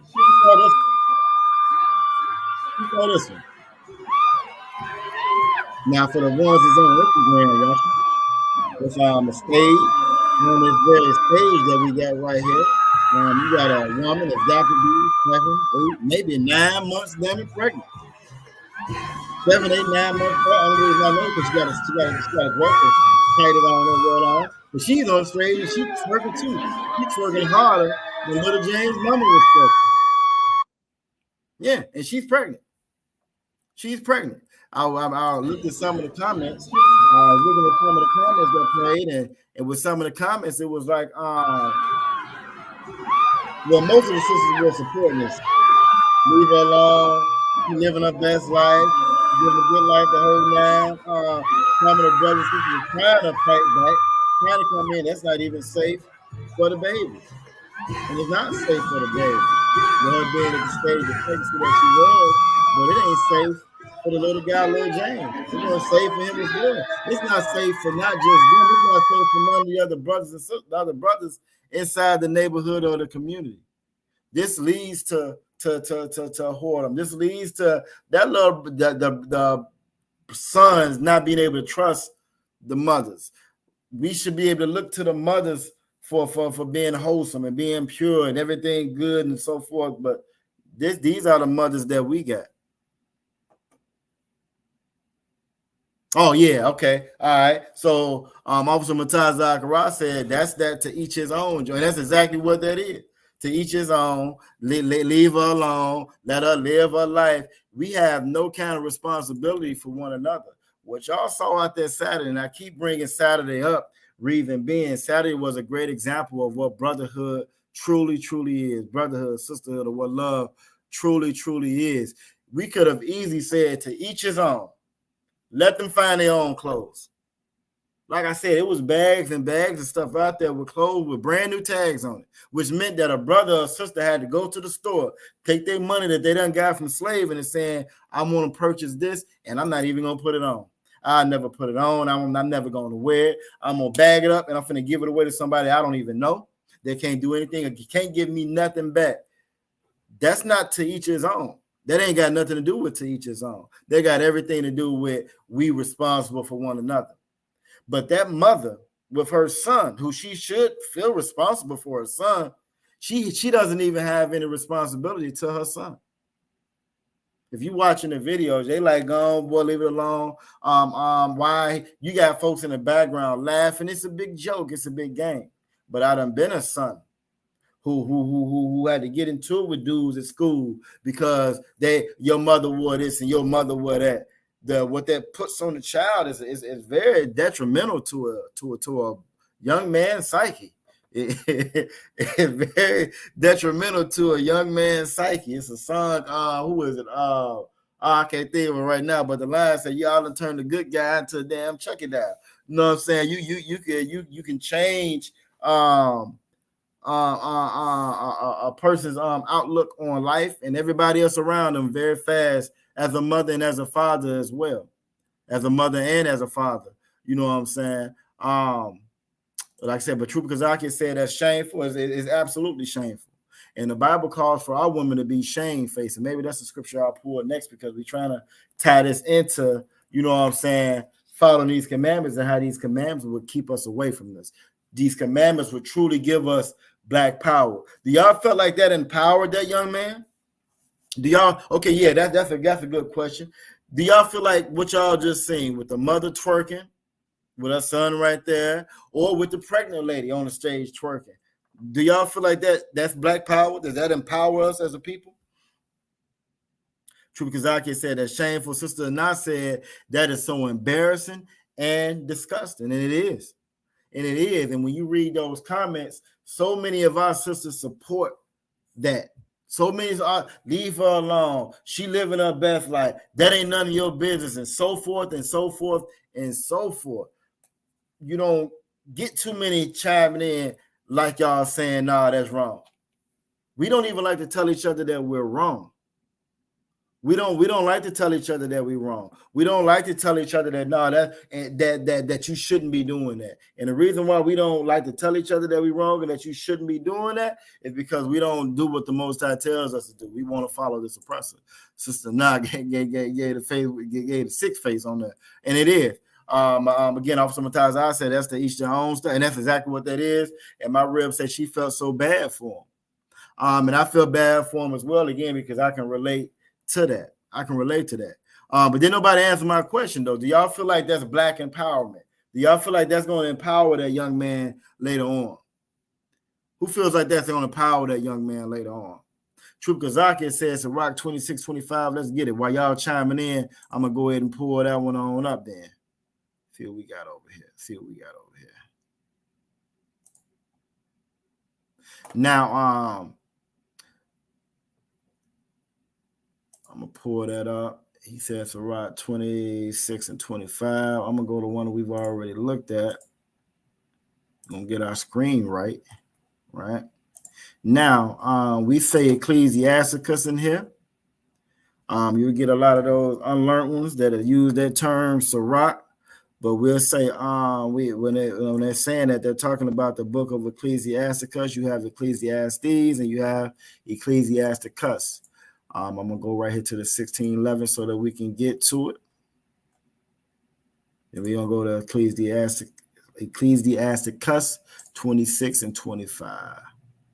Let's see what Troop Kazaki pulled for us.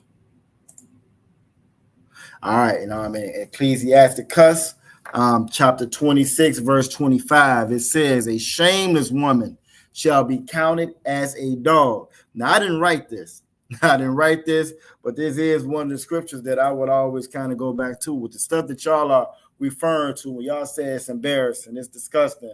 You felt bad for them, it's shameful.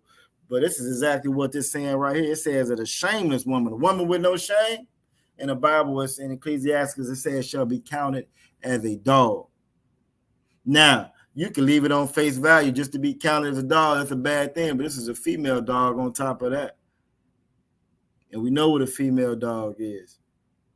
When they look at our woman and they quick to call our woman bees and 304s and all of the above, we cool with it. We champion it. We hit each other. We even call ourselves that we have no problem with it whatsoever. But that young man growing up, when he goes to school, when he gets around his peers and they call his mama a B and they call his mama a 304, that's going to be problematic. That's going to be problematic. And so that gets to this question that I'm asking. With her, if that black empowerment, is that going to empower her? Is that going to empower her? Is that going to empower him? Is that going to empower us as a people, period? Now, from those videos gonna get a lot of views. It's gonna bring a lot of attention. She might make a whole bunch of money. He make a whole bunch of money. The cat that was dancing all up on her, again, I don't know if he's a heathen or not. He might make a whole bunch of money. And so often we equate empowerment, we equate power and success to money. But truth be told, money ain't got nothing to do with power and success and none of the above. It really don't. It's a part of it. It can be a part of it. But when we read right here and what the brother pulled, a shameless woman shall be counted as a dog, but she that is shamefaced will fear the Most High. We have no fear whatsoever of the Most High. And just how we started out this class, and we were talking about the law, statutes, and commandments, right? And how they're not grievous, and we should follow them. And that's love. That's really love. When we don't fear the Most High, when our women are shamefaced, when our women don't have any kind of shame, to fear the Most High, we can't. It's impossible for us to love one another. And so, when someone y'all answer some of these questions, my rib says no. Sister Anah says no. Trooper Kazaki says la. My rib says no empowerment at all. Officer Mataz Akara says Salaka, absolutely not. Nothing empowering about that at all. Again, we can't empower one another or each other or the nation. We can't have real black power. We don't follow the black God. If we don't do what he told us to do. We can follow these other nations and we can become wealthy. We can follow Esau and get very wealthy. We can treat each other bad. We can hold 304 all our women out. We can do all that above. We can get our women and toss them away. Women can go from man to man to man and get a check off of each and every last one of them. But that's not going to empower us as a people. That's not going to free us out of this captivity. That's not going to make us any stronger as a nation. Who we got? I got Sister, I ain't your mama on Instagram. Shalom, Yahweh Shema Latham Bashim Yahweh Shah. It's good to see you on there.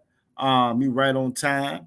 Now again, y'all can't see the videos that I play on the Instagram. We went over the video with Lil James and his mom and the dude twerking all over her. I also showed a video. Woman, sister, had to be about 7, 8, 9 months pregnant on stage twerking as well. And again, this is what we do, following these other nations. Now the brother pulled Ecclesiastes 25 and 25 and 26. Actually, let's go ahead and get 26. You said 25 and 26. 26 says, a woman that honoreth her husband. We live in a society where you don't have to honor your husband. Our women are taught to honor their husbands. Our women are taught to throw the men away just like the men are taught to throw the women away. Our women are the only women, Blacks, Latinos, Native Indian women are the only ones on the planet Earth, the only species that say, I don't need a man. I don't need a man. You'll never hear an Asian woman say that. You're not gonna hear no Arab woman say that. You're not gonna hear no Russian, no oppressor woman say that. We are the only, even though they started that whole women's liberation garbage. You'll never hear none of them say that except for our woman.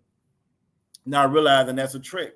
That's the hustle. If I can get you to get without that man, well, I can influence your household to be whatever. I'm gonna have a mother twerking right in front of her son.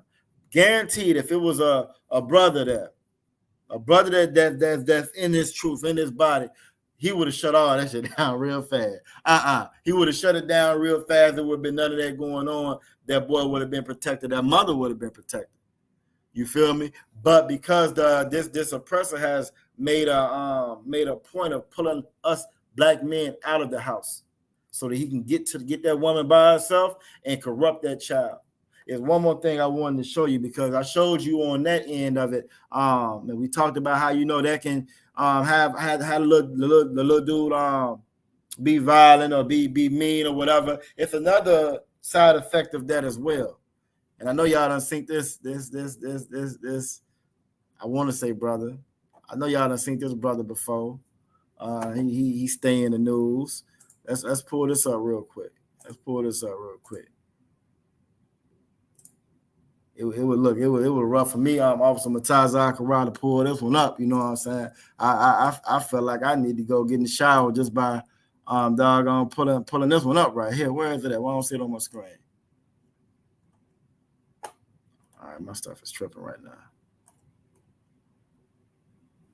If y'all can see that, give me a 1 in the chat. My screen is, this hotel ain't got the best internet at all.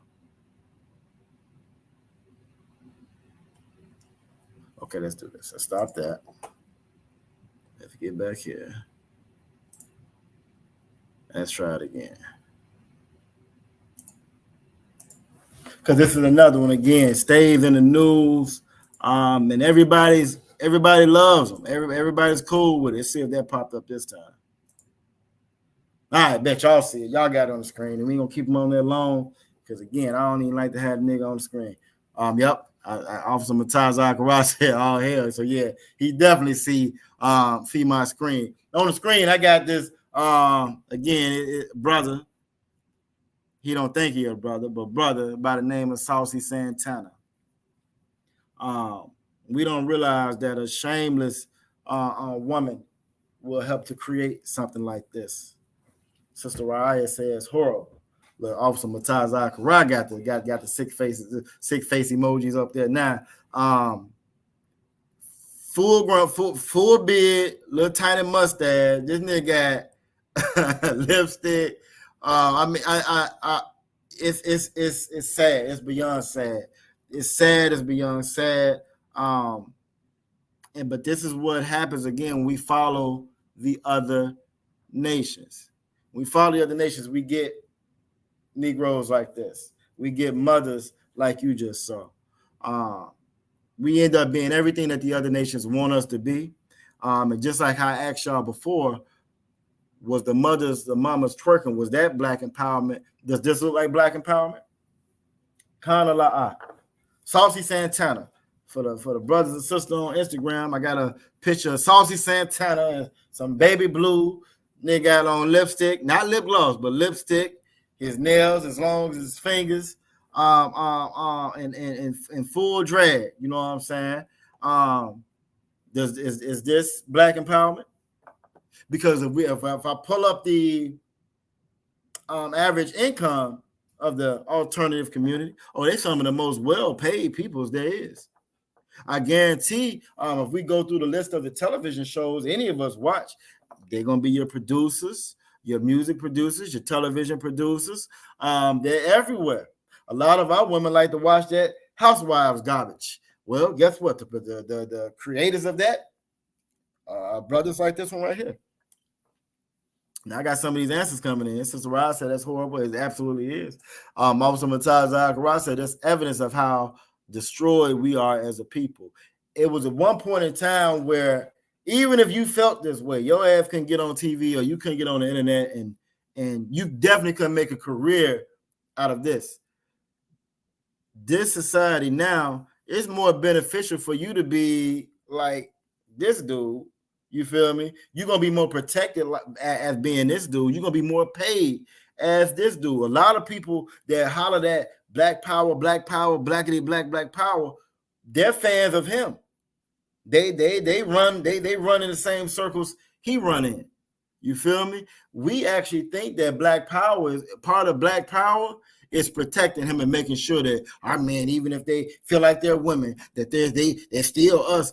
Nah, that ain't what the damn Bible says. That ain't that. So it's a difference between what this oppressor tells us black power is and what that Bible tells us black power is. That's why I say real black power, true power for blacks, Latinos, and Native Indians is going to come from the black God out the black book. It's not, you can't get that from anywhere else. You can be a millionaire. You can be a millionaire. Puffy got all kinds of money. Puffy like boys. You feel me? So it ain't got nothing to do with your pockets. It ain't got nothing to do with your quote unquote power you got in this world right here. None whatsoever. It's got everything to do with you keeping those laws, statutes, and commandments. Everything. Some Tazak Ross said absolutely not. Sister Raya said heck nah. Sister Raya also said that they super feminine and the women are super masculine, and it's twisted. Absolutely, and that's why again I'm real particular about, like, when I'm talking or describing our sisters. I don't like that term strong black woman. I don't like that term. Reason being, I know when they're saying it, I know why they're saying it. You feel me? When they say it, they're saying it because they want our women to be masculine. That's where they get that mess from. They want them to be strong black. I don't need no man. I got this. I got that.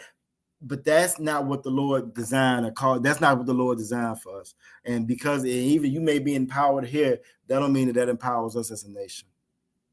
You feel me? So I'm real careful about using that term because I know it's a setup. I want to pull. I'm gonna get this nigga off the screen. Hurry with this nigga off the screen. Officer Mataz, I'm gonna get him off the screen and close the page. Make sure it don't pop back up no more. I don't even like to have this shit in my history, in my search history, my search bar history. But it's for educational purposes. So you know what I'm saying? I had to pull them up there because to describe it again, this was 10 years ago. You could not get probably any of us to believe that this shit was fly right now. But it not only does it fly, they're successful. They have money, they have power, they have influence, and they have protection because of the Hamite president that we had. All right, but I want to get a scripture that kind of talks about both of them. I didn't go, and he might be the reason why my damn screen's so on. Let me get that nigga off the damn screen. All right, and I was going to read, again, it was an article, that first article I pulled up, just talked about how influential he was, how groundbreaking this was, how empowering, it actually said this in the article, how empowering it was to have a black man that identified like, and it would just kept on going on and giving them all these accolades, even though when I read y'all comments, and I know my comments, and I know what this Bible says, that don't match up at all with what they were saying. So in that article, it's showing how he was an example of black power. But when we read in this Bible, it's going to show you something totally different. I'm going to get first. Well, yeah, let's read Deuteronomy 23:17 first. I'm going to get that first. And then I want to get the definition, the actual definition of power. And I got to get to this one scripture I've been trying to get to for the last couple of weeks. But we might not. If we get to it, we do. But we're going to try that. We're going to try.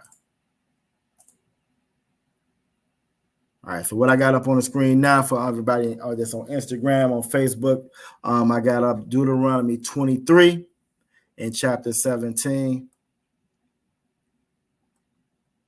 And it reads simply as this. There shall be no whore of the daughters of Israel. Our women are successful in this place right here being a whore. There's no shame on it. It's no big thing. YOLO, live your life. You can't tell me what to do. My body, my choice, the whole nine.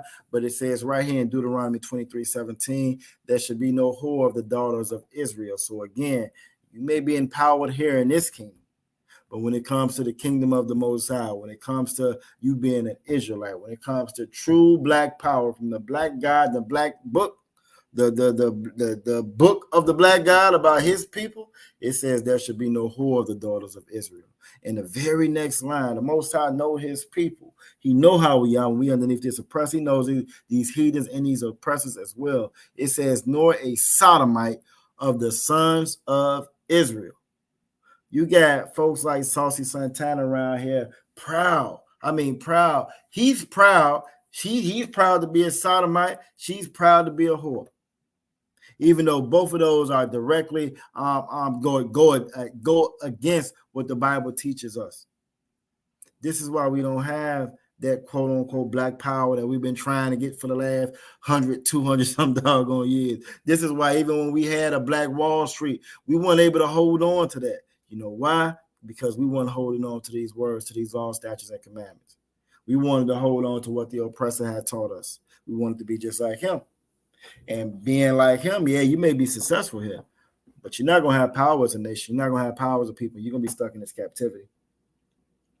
So again, Deuteronomy 23:17 says there should be no whore of the daughters of Israel, nor a sodomite of the sons of Israel. Let me scratch that one real quick. And I just want to, I got to pull this because I've been trying to pull it for the last couple of weeks. And every time I try to pull it, I can't get it. Let's go ahead and pull it real quick. I want to show you who these people are that we follow, because we get all this from a certain place. It didn't just come out of anywhere. I want to pull one of my favorite scriptures, one of my favorite ones concerning these damn Edomites. And actually, before I can't skip. Before I do that, who knows what wisdom is? Who can tell me what wisdom is? We done went over it several times here in class, specifically in this class. It's one of the ones that we drilled down on that, just like we drilled down on that 1 John 5:3. If I ask any of y'all what love is, everybody in here knows 1 John 5:3, for this is the love of God. So what's wisdom? Who can tell me what wisdom is? Because when you look at the video with her twerking with her son right there, when you look at the video with the chick 9 months pregnant on stage, damn it, twerking. When you look at the Saucy Santana dude, and he just one of many alternative lifestyle members or community members. I call them the Alphabet Mafia. It's a whole bunch of them. When you look at that, that's not wise. If all of our men are alternative lifestyle members, where the kids come from? And if all of our mothers are out twerking, shameless, how do we maintain the family structure, period? Even the children that are here. You feel me? So that's not a wise thing to do. It's not wise, but how do we know that? What's wisdom? Who can tell me what wisdom is? What's wisdom? And if you know the precept, drop the precept. What is wisdom? Who knows what wisdom is? And it's 8:48. So if I don't get it fairly quickly, then I'm gonna go ahead and give it to you for time's sake. Who can tell me what wisdom is? I can't believe this nigga hijacked our class like that. But who can tell me what wisdom is? Who can tell me what wisdom is?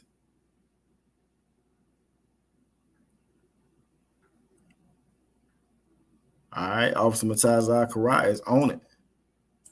He says following the law, and that's going to be in Deuteronomy 4:6. Let's go ahead and get that real quick. Deuteronomy chapter 4, verse 6. It's certain scriptures, it's certain verses in the Bible, you know what I'm saying, just kind of sum up a lot. It sums up a lot of the issues that we have as a people. It sums up a lot of the solutions that we need, that we're lacking as a people. Why don't I see it on my screen?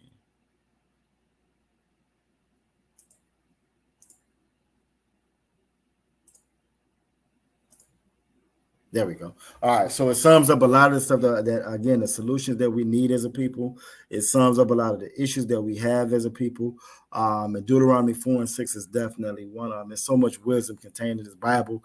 This just so happens to be a scripture talking about wisdom. So Deuteronomy chapter 4, verse 6 says, keep therefore and do them. Very key words in there. To keep something up, to keep something is to hold on to it, right? You're going to hold on to it. You're not going to get rid of it. You feel me? I can know the law, right? I can know the law. Then I get to work. I get to the slavery. They having a Christmas get together, a Christmas brunch. And they got all kinds of bacon and shrimp and all kinds of shit we're not supposed to eat down there. I can know the law, but at this point, this is the time for me to keep the law. You feel me? I got to hold on to it now, right? I can't just leave it at the house. I got to keep it with me.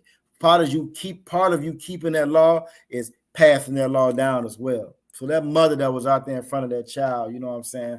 Part of her keeping that law, holding on to it, she gonna pass it along to him as well. Then the very next part of it says, and do them. It's one thing to know the law. It's one thing to know them and teach them to somebody else. It's a whole nother thing to know them, to keep them, to teach them, and then to do them. You got a lot of fake Israelite groups. They know some of the law, but they don't actually do all the law. You got a lot of churches that know the law and don't do none of the damn law. They don't keep it. You know what I'm saying? A lot of the members don't know it. And they definitely don't do it. Again, some of the ones that the fake Israelite groups, they know a little bit more of the law, but they don't do it as well. So it's very important that not only do we keep this law, we hold on to this law, we pass this law along, we don't go nowhere without the law. And that we also do the law. And it says, and this is the reason why. For this, just like it tells you in 1 John 5:3, for this is the love of God. Now it's going to tell you why. It's going to tell you what this is. For this, you keeping and you know it by you keeping and doing the law. It says, for this is your wisdom and your understanding in the sight of the nations. I asked y'all by seeing old girl up there twerking in front of her son. Her son got to push the nigga off, push the dude off of her. The other one 9 months pregnant on stage twerking. Saucy Santana, flamboyant as he wanted to get the doggone be. And I asked y'all, you know what I'm saying, y'all opinions of those and what y'all thought of those, and everybody chimed in here like, nah, that ain't right. That ain't, you know what I'm saying, that ain't right. Well, if you look at it and you know it ain't right, right? You know how foolish that is. What do you think these other nations see when they see it? We don't think about that. We some of the first ones that you ain't gonna talk to me like this, and you ain't gonna say that to me, and you ain't gonna do this, and you ain't gonna do that. But then we get out in front of these other nations and we show them that. What do you think they think when they see that? Because if y'all had an opinion about it, best believe they had an opinion about it as well.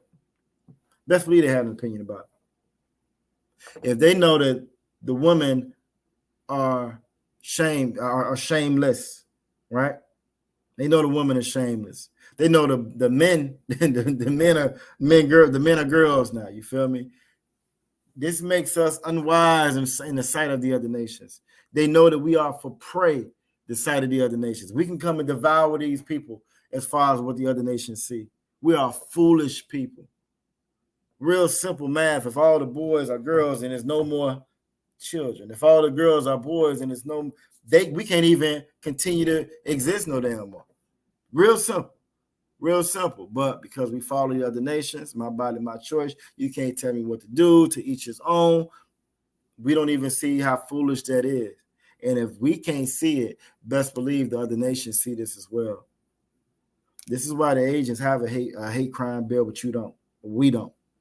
This is why, even though we free Gaza, free Palestine, they were shooting back rockets and RPGs. They got nukes. They got weaponry. They got a military. They got governments. We don't even have a damn hate crime bill. You feel me? We don't even have an identity. We still call ourselves black. We still call ourselves crayons and Latinos, Hispanic, property of Spain. Native Indians, savages. We still call ourselves by the same titles that the oppressor gave us. We don't even have that. And we'll never get that if we don't tap into our real source of power. If we don't gain the wisdom and understanding that the law, statutes, and commandments provide for us. You feel me? Brother Jay, Sister Deanna said knowledge. Damn right.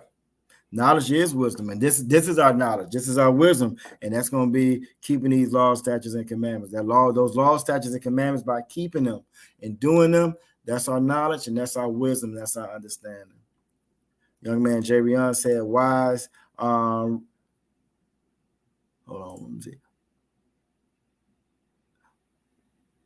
Wise really come, they think we hostile. They do, but even that, even though they love that old loud, angry black woman, angry black man, they'll say that. But like I just watched a video, right? I just watched this video. I think the brothers in Atlanta have posted it on Instagram where they in one of the Moab, you know what I'm saying, food places, Chinese food places or whatever. And they pretty much they got the brother hemmed up. You got about 4 or 5 Chinese folks in the back, and they throwing hands. They fighting, trying to kick him out the stove, hold one brother in there. So they put on that air, they put on that facade like they scared of us. We hostile, we this, we that. But when they see our men looking like a Saucy Santana, young man Jarion, they not scared of us. When they see a woman that's loud and what you gonna do, who gonna check me, boo, and she twerking and she's not shamefaced at all, she's a target. You see what I'm saying? Because the woman is the weaker vessel. That's not a derogatory thing. That's a truthful thing. That's a factual statement. You got men right now, because of how the laws are, they're getting arrested. Already predators or sexually abusing or assaulting women getting locked up. Tell, hey, I'm a woman now, getting put right in jails, right in prisons with other women. Now you can have the biggest, strongest woman up in there. I don't care how she feel, she's not gonna be able to compete or keep that man off of her. You see what I'm saying? So they say that, young man Jarion, but that ain't necessarily how they really. They use it as they use us being hostile more as an excuse to mistreat us, as opposed to how they really feel. Because if you're scared of something, you stay away from it. You feel me? They're police officers. They sign up to be in our neighborhoods. You feel me? You see Karens all the time. What you doing over here? You know what I'm saying? Little decrepit 102 pound she saw walking up the brothers, you know what I'm saying, 6 feet tall. What you doing over here? What you gonna do? The whole nine. So they use that more so as an excuse to mistreat us, as opposed to how they really feel about us. There was a video I was going to actually show. We didn't get a chance to. We get a little bit late in the time now, of Venus. I think it was Venus. I always get the sisters confused, but I think it was Venus. She had a match coming up, and the one she was playing against was a transformer. I think I can say that without us getting too much trouble. She or whatever was a transformer, and so she refused to play him. You feel me? That was wise on her part, because as good as she is, good chance she probably wouldn't be able to beat him. He's going to be physically stronger than her. He's going to be physically stronger than her. You know what I'm saying? And that's just because she's a woman and he's a man.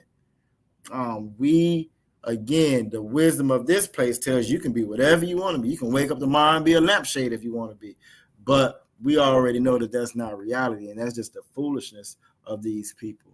And it's to the detriment of us. For them, it's laugh, laugh, ha, ha, funny, funny. I can win awards. For you, it's the end of your nation. Sister Raya says that humble yourself and accept the protection. Well, exactly. Damn right. And there's nothing wrong with that, because that's the order that it should be. A lot of our women don't get that. I'm a strong black woman. But then we got a whole football field full of saucy Santanas because you wanted to be so strong, when it really comes to the rubber meeting the road and now it's battle time. All y'all sisters, it don't matter how strong you are, you're not finna be able to compete or defend against a mob of dudes. You're just not gonna be able to do it. And there's nothing wrong with that. You weren't designed to do that anyway. It's like me having a Chevy truck or whatever, and I get into a car race and somebody driving a damn Bugatti or a Corvette or something. I might feel strong, you know what I'm saying? But it's a good chance I'm about to get dusted in this doggone race because I wasn't built for that. You feel me? This world teaches us to believe in fairy tales and facade and whatever you think in your mind, it can be true. It's reality. And that makes no sense. It makes no sense whatsoever. It kind of gets gets to the scripture. You know what I'm saying? When the scripture says, when I was a child, I thought as a child, I spake as a child. When I became a man, I thought and I spake as a man.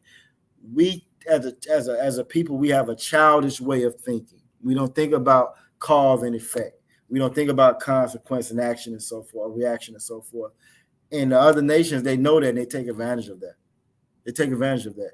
On a pack of cigarettes, it says that smoking this causes cancer. We'll smoke, we'll know they'll smoke their whole damn life. They catch cancer, everybody's funeral crying. Oh, the Lord took them out too early. Why this happened to such and such? Oh, take me. But you don't went and bought this nigga cigarettes before. You knew he smoked. You know what I'm saying? We think like how children think. You feel me? But we should be thinking with the wisdom and the understanding that the Most High gave us. If the other nations want to be children, let them be children. The Most High made us to be the saints of this world, to be the rulers, to be in charge. You can't be in charge if you're being childish. You can't have black power if you don't tap into the black book. If you don't tap into this power source, you feel me? It just doesn't work like that. It just don't work like that. Downright the water, Sister Anah, and the water, Raya as well. But it says, keep therefore and do them, for this is your wisdom and understanding in the sight of the nations. When they see us, when they saw us, they will see us as being wise. They will know I can't take advantage of them people. I can't play them people. I can't mistreat them people. I can't do them people wrong. You feel me? Everybody, Allah is a fake God. But when Ghazians or Palestinians or whatever, after a week of the oppression that was televised, the whole world was sending them money and pleading for them and free Palestine. We've been going through the stuff we've been going through for hundreds of years. Don't nobody give a damn. And we don't even care. We don't even care.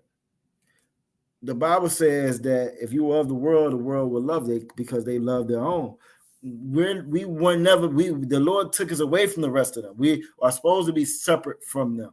You're not going to get love, admiration, protection, power from them. We only going to get that from the Most High. We only going to get that by following His laws, statutes, and commandments. Once we realize that, we're going to be all right. The brothers and sisters in the ISUPK, we realize that. We know that, and that's what we work towards. It says to keep therefore and do them, for this is your wisdom and your understanding in the sight of the nations, which shall hear all of these statutes and say, surely this great nation is a wise and understanding people. You can say what you want about I hear a lot of our sisters or brothers as well. You know, you might joke on the Muslims, you know what I'm saying, and some of their cultures and some of their ways, but because of some of their cultures and some of their ways, they have a mighty nation. The Most High gave us more than that. They copied that and stole that from us. If we would just do what this Bible says to do, if we would just follow these laws, statutes, and commandments, we would have true power. We will wield true power. What you saw on Saturday, that's just a precursor. What you saw on Saturday, that's what real love looked like. Because if the whole world knew, we'll use that for an example, right? Saturday, we use that for an example. If the whole world looked at that and saw that, damn, look at the protection them brothers and sisters got. And you knew that you just, quote unquote, had them immigrants come over here and you didn't want to give them anything. If they knew we were going to take care of our own like that, just to make sure them niggas don't come to my city, they wouldn't do our people like that. If they knew we were going to look out for each other like that, well, them people not going to vote for us anyway. It'd be a waste of their time to even try tricks like that on us. If they knew they're not going to join our military, they're not going to fight for us, they're not going to vote for us, they're not going to be tricked by us because they have a God, they have rule. We can't put certain images and stuff in front of them and they women go out there and get the twerking because they can make money off of it. They women would never do that.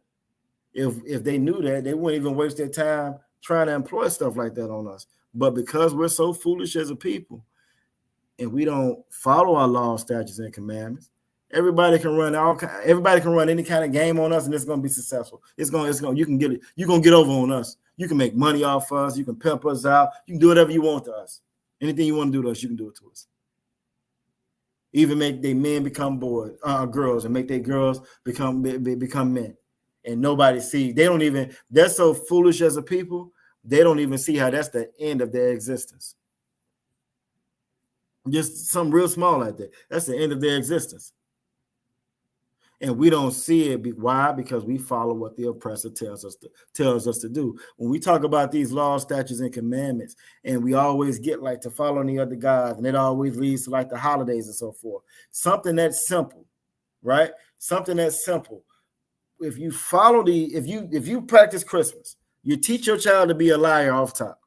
You teach your child to be lie to you, lie to everybody else. Not only that, but you teach your child not to look at history.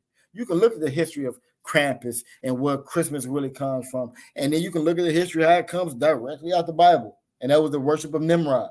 Well, if I can teach them to celebrate Christmas, now I done disconnected them from history. They don't even look at history no more.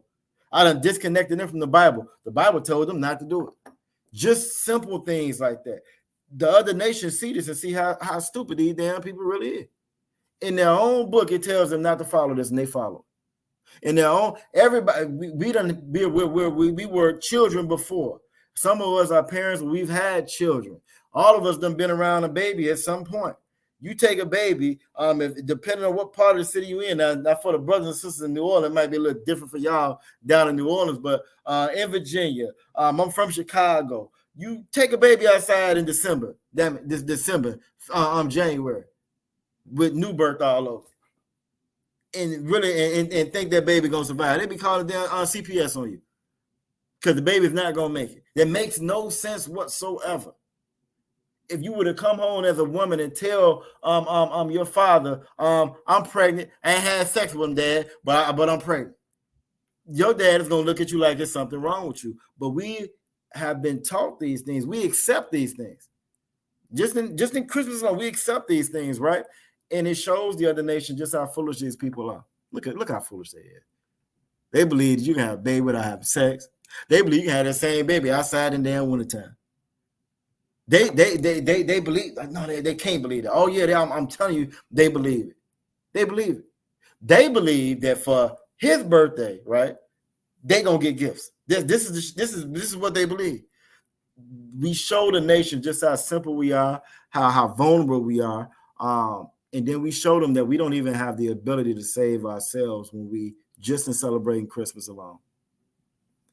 Deuteronomy 4:6 shows us how, again, we would have our wisdom and our understanding. We will look wise, we will look wise to the other nations just by following these laws, statutes, commandments the way the Most High told us to do. That's love. That's love. A real father or a good father. I want to say a real father. A good father is going to love his children, and by loving his children, he's going to give them something that's going to protect them. These laws, statutes, and commandments, they protect us. A bad parent, mother, father, is going to give their child something that's going to destroy them. That mother twerking in front of her son, that's going to destroy that boy later on. One way, shape, or another is going to destroy him.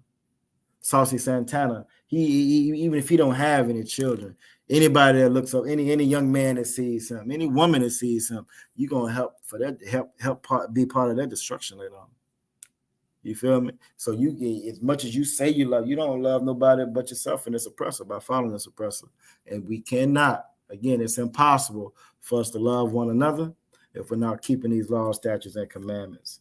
So now we're a little bit over time. If we're a little bit over time. As usual, there's a couple things that I did not get to.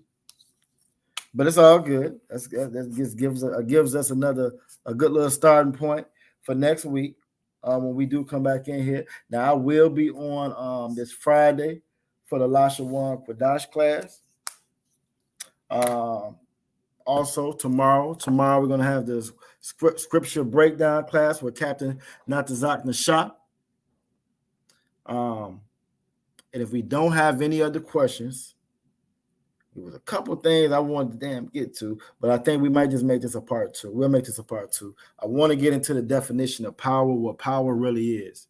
We talked about tonight, quote unquote, black power, but I really want to get into that definition of power because we throw so many words around as a people, not realizing what those words mean. So I really want, when we start our next week, we're going to make this class right here a part 2. I'm going to go ahead and put 2 right here so I know. We're going to make this class a part 2, and we're going to start with the definition of power. That's going to lead us to the definition of being sovereign, what sovereignty is. And again, we're just going to go into it a little bit further. A lot of it, if you ever been in a barbershop before, I mean, for the sisters, y'all correct me if I'm wrong. I'm assuming it's like that in the damn beauty salons as well. We get around each other. It's always the same. Black people need to do this. And we need to do that. Why that's going on and why that's happening when the ass has been in front of our face the whole time. But we don't realize what real power is. We don't realize there's only one solution. We've tried everything. If money was the cure-all, be-all, we would have been fixed by now. We had money. We had more money than the oppressor, fresh out of a couple generations out of slavery. It's not about money. And if we had, think about that. That's a good one to end on. Couple generations out of slavery, we had more money than the oppressor, than most of the oppressors. Maybe not all of them, but we had more money. We were doing better as a group collectively than a lot of the other oppressors. You even got a lot more, most of them on welfare now than us. So if money was the fix, how we still end up right here where we at right now? It's churches on every corner you go to. I promise you, I don't care where you at in the country, everywhere I've been at, I'm going to see I'm going to pass me 10, 15, 20, 30, 40, 50 churches. And that's like literal. I'm going to pass that many damn churches. So if Christianity or serving God or Islam or whatever it be, if that's truly the answer, why are we still here with the same questions over and over and over again, every generation? It shows you it's only one answer. It's only one answer. It's always only been one answer. That answer is right here in this book. It's in this Bible. When I talk to other people in the world and don't believe in God or because of how the church has misled them and lied about it, I always tell them that answer's been there the whole time. But that church, that's just proof to what we're saying. That church has never taught the Bible. We teach the Bible here in the Israelite School of Universal Practical Knowledge. Started out of 1 West, 125th Street, Harlem, New York, under Commandant General Yohana. We are not affiliated with any other Christian organization or any other fake Israelite group. Sister Raya said, especially you look, tell me about it. If you in the hood, you might see 30 or 40 on the regular. If you in the hood, you're gonna see between 80 and 100. If it's a real bad hood, if it's a real bad neighborhood, if it's on MLK Drive or some shit like that, you might see 150 to 200 damn churches, and that's for real. For real talk. That's for real. Yep. But that's the evidence. That's the proof right there. That's the proof right there that answer, those answers, is only going to be found in the ISUPK because ISUPK is the only ones teaching the truth of the Bible. Period, point blank. So the water for everybody that came to class tonight, the water for all your input, Salakia for the idiot that was trying to hijack the class and all of that.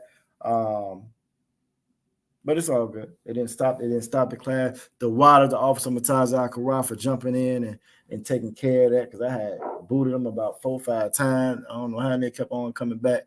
So again, the water. And my rib said we have 6, about 6 on our street. Exactly. And that's just one street. And again, it's like wherever you go, they all over the place. Why? Because again, it gives us a pass to do whatever we want. And I can still say, well, I go to church, I serve the Lord. And you a damn lie. you a lie because you don't do nothing that Bible teaches you to do. And that's how you know the difference between us in here and them out there.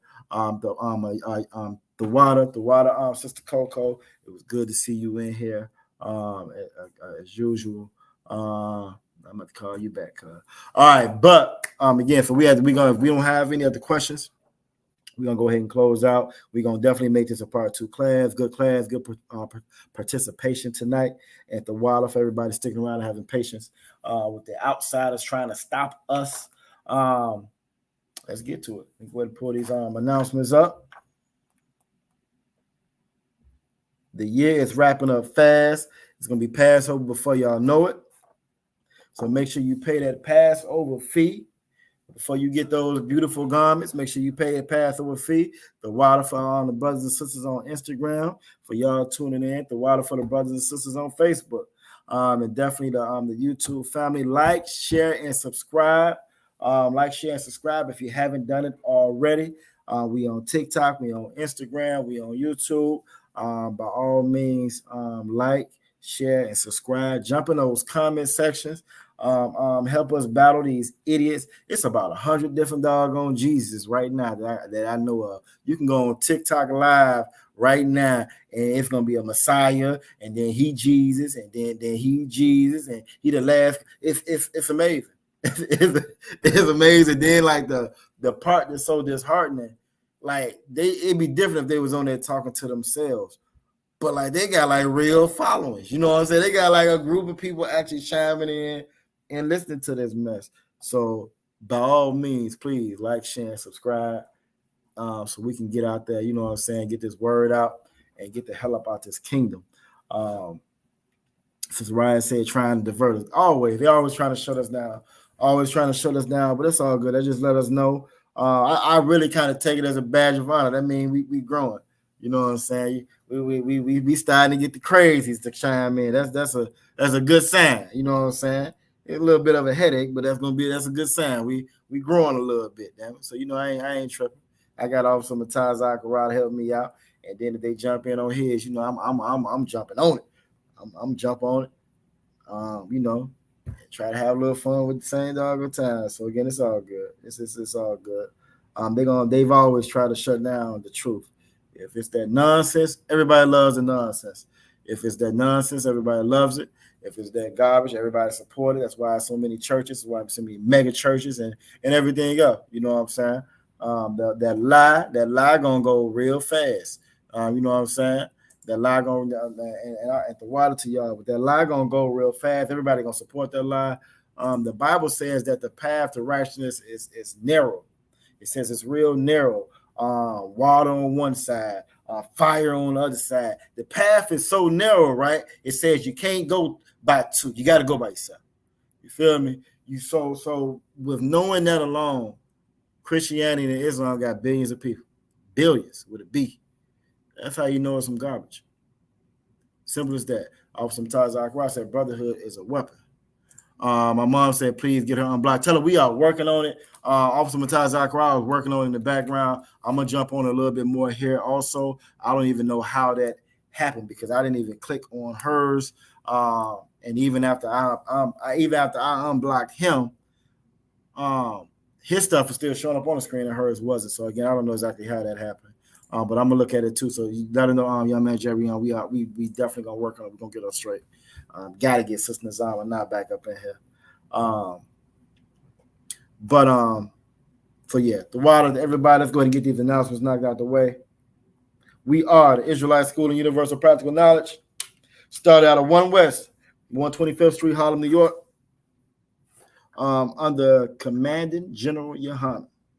We've been teaching the truth since 1969. The truth of the Bible is that blacks, Latinos, and Native Indians are God's chosen people.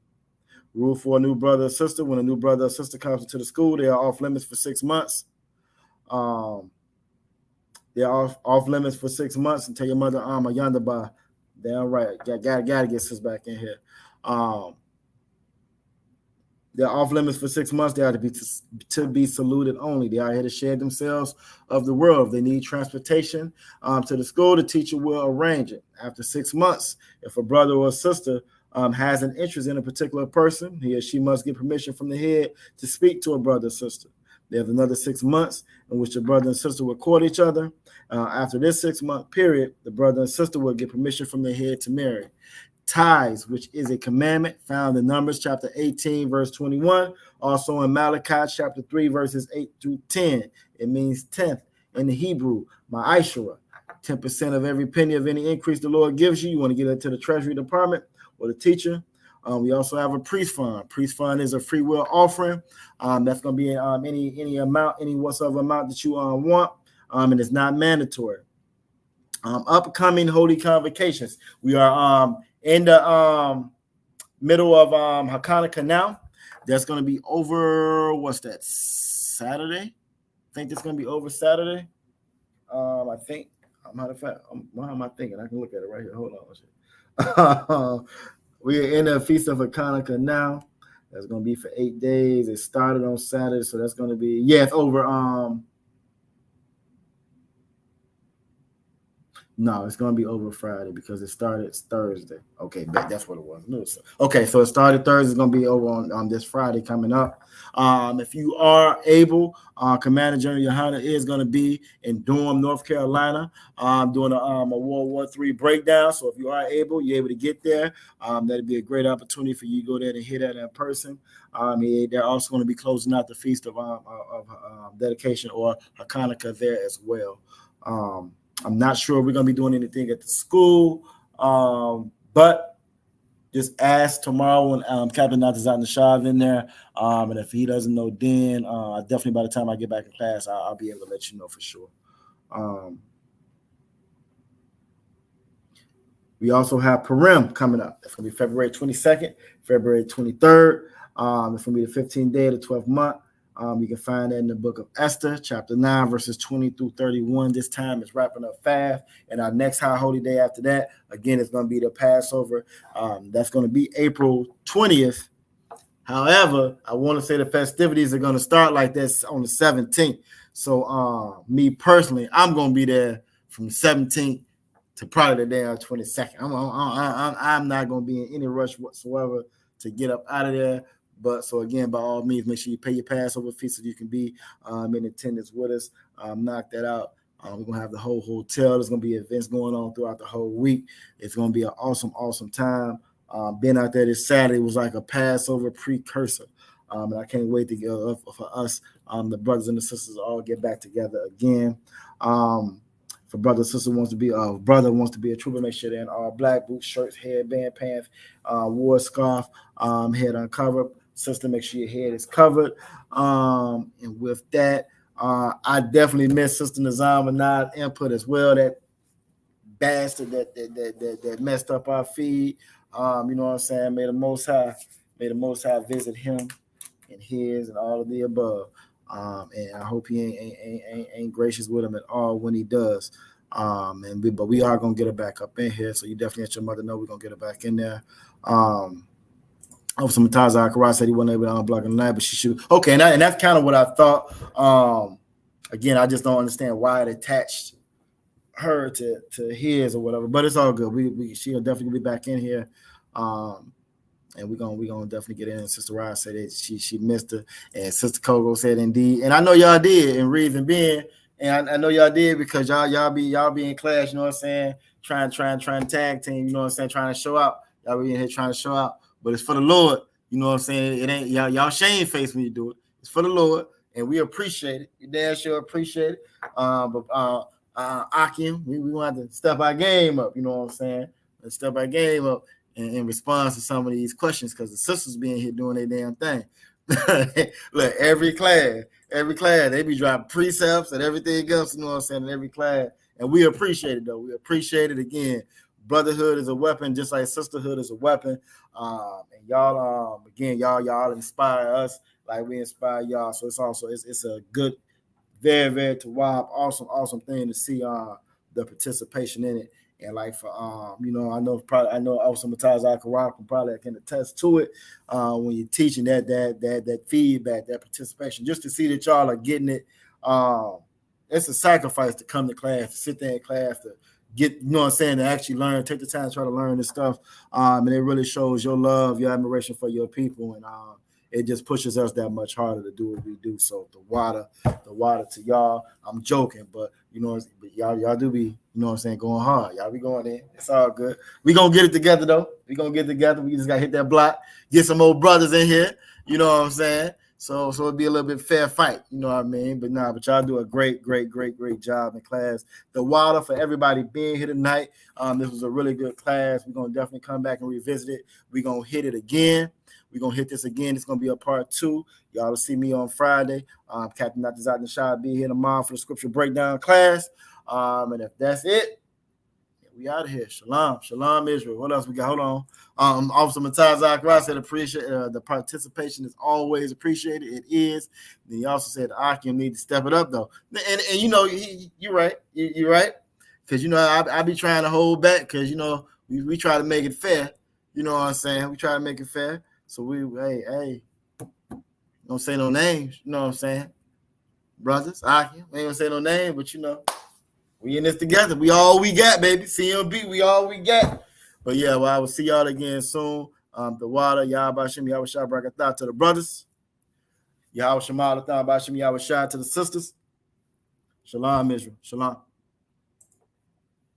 All right, IG.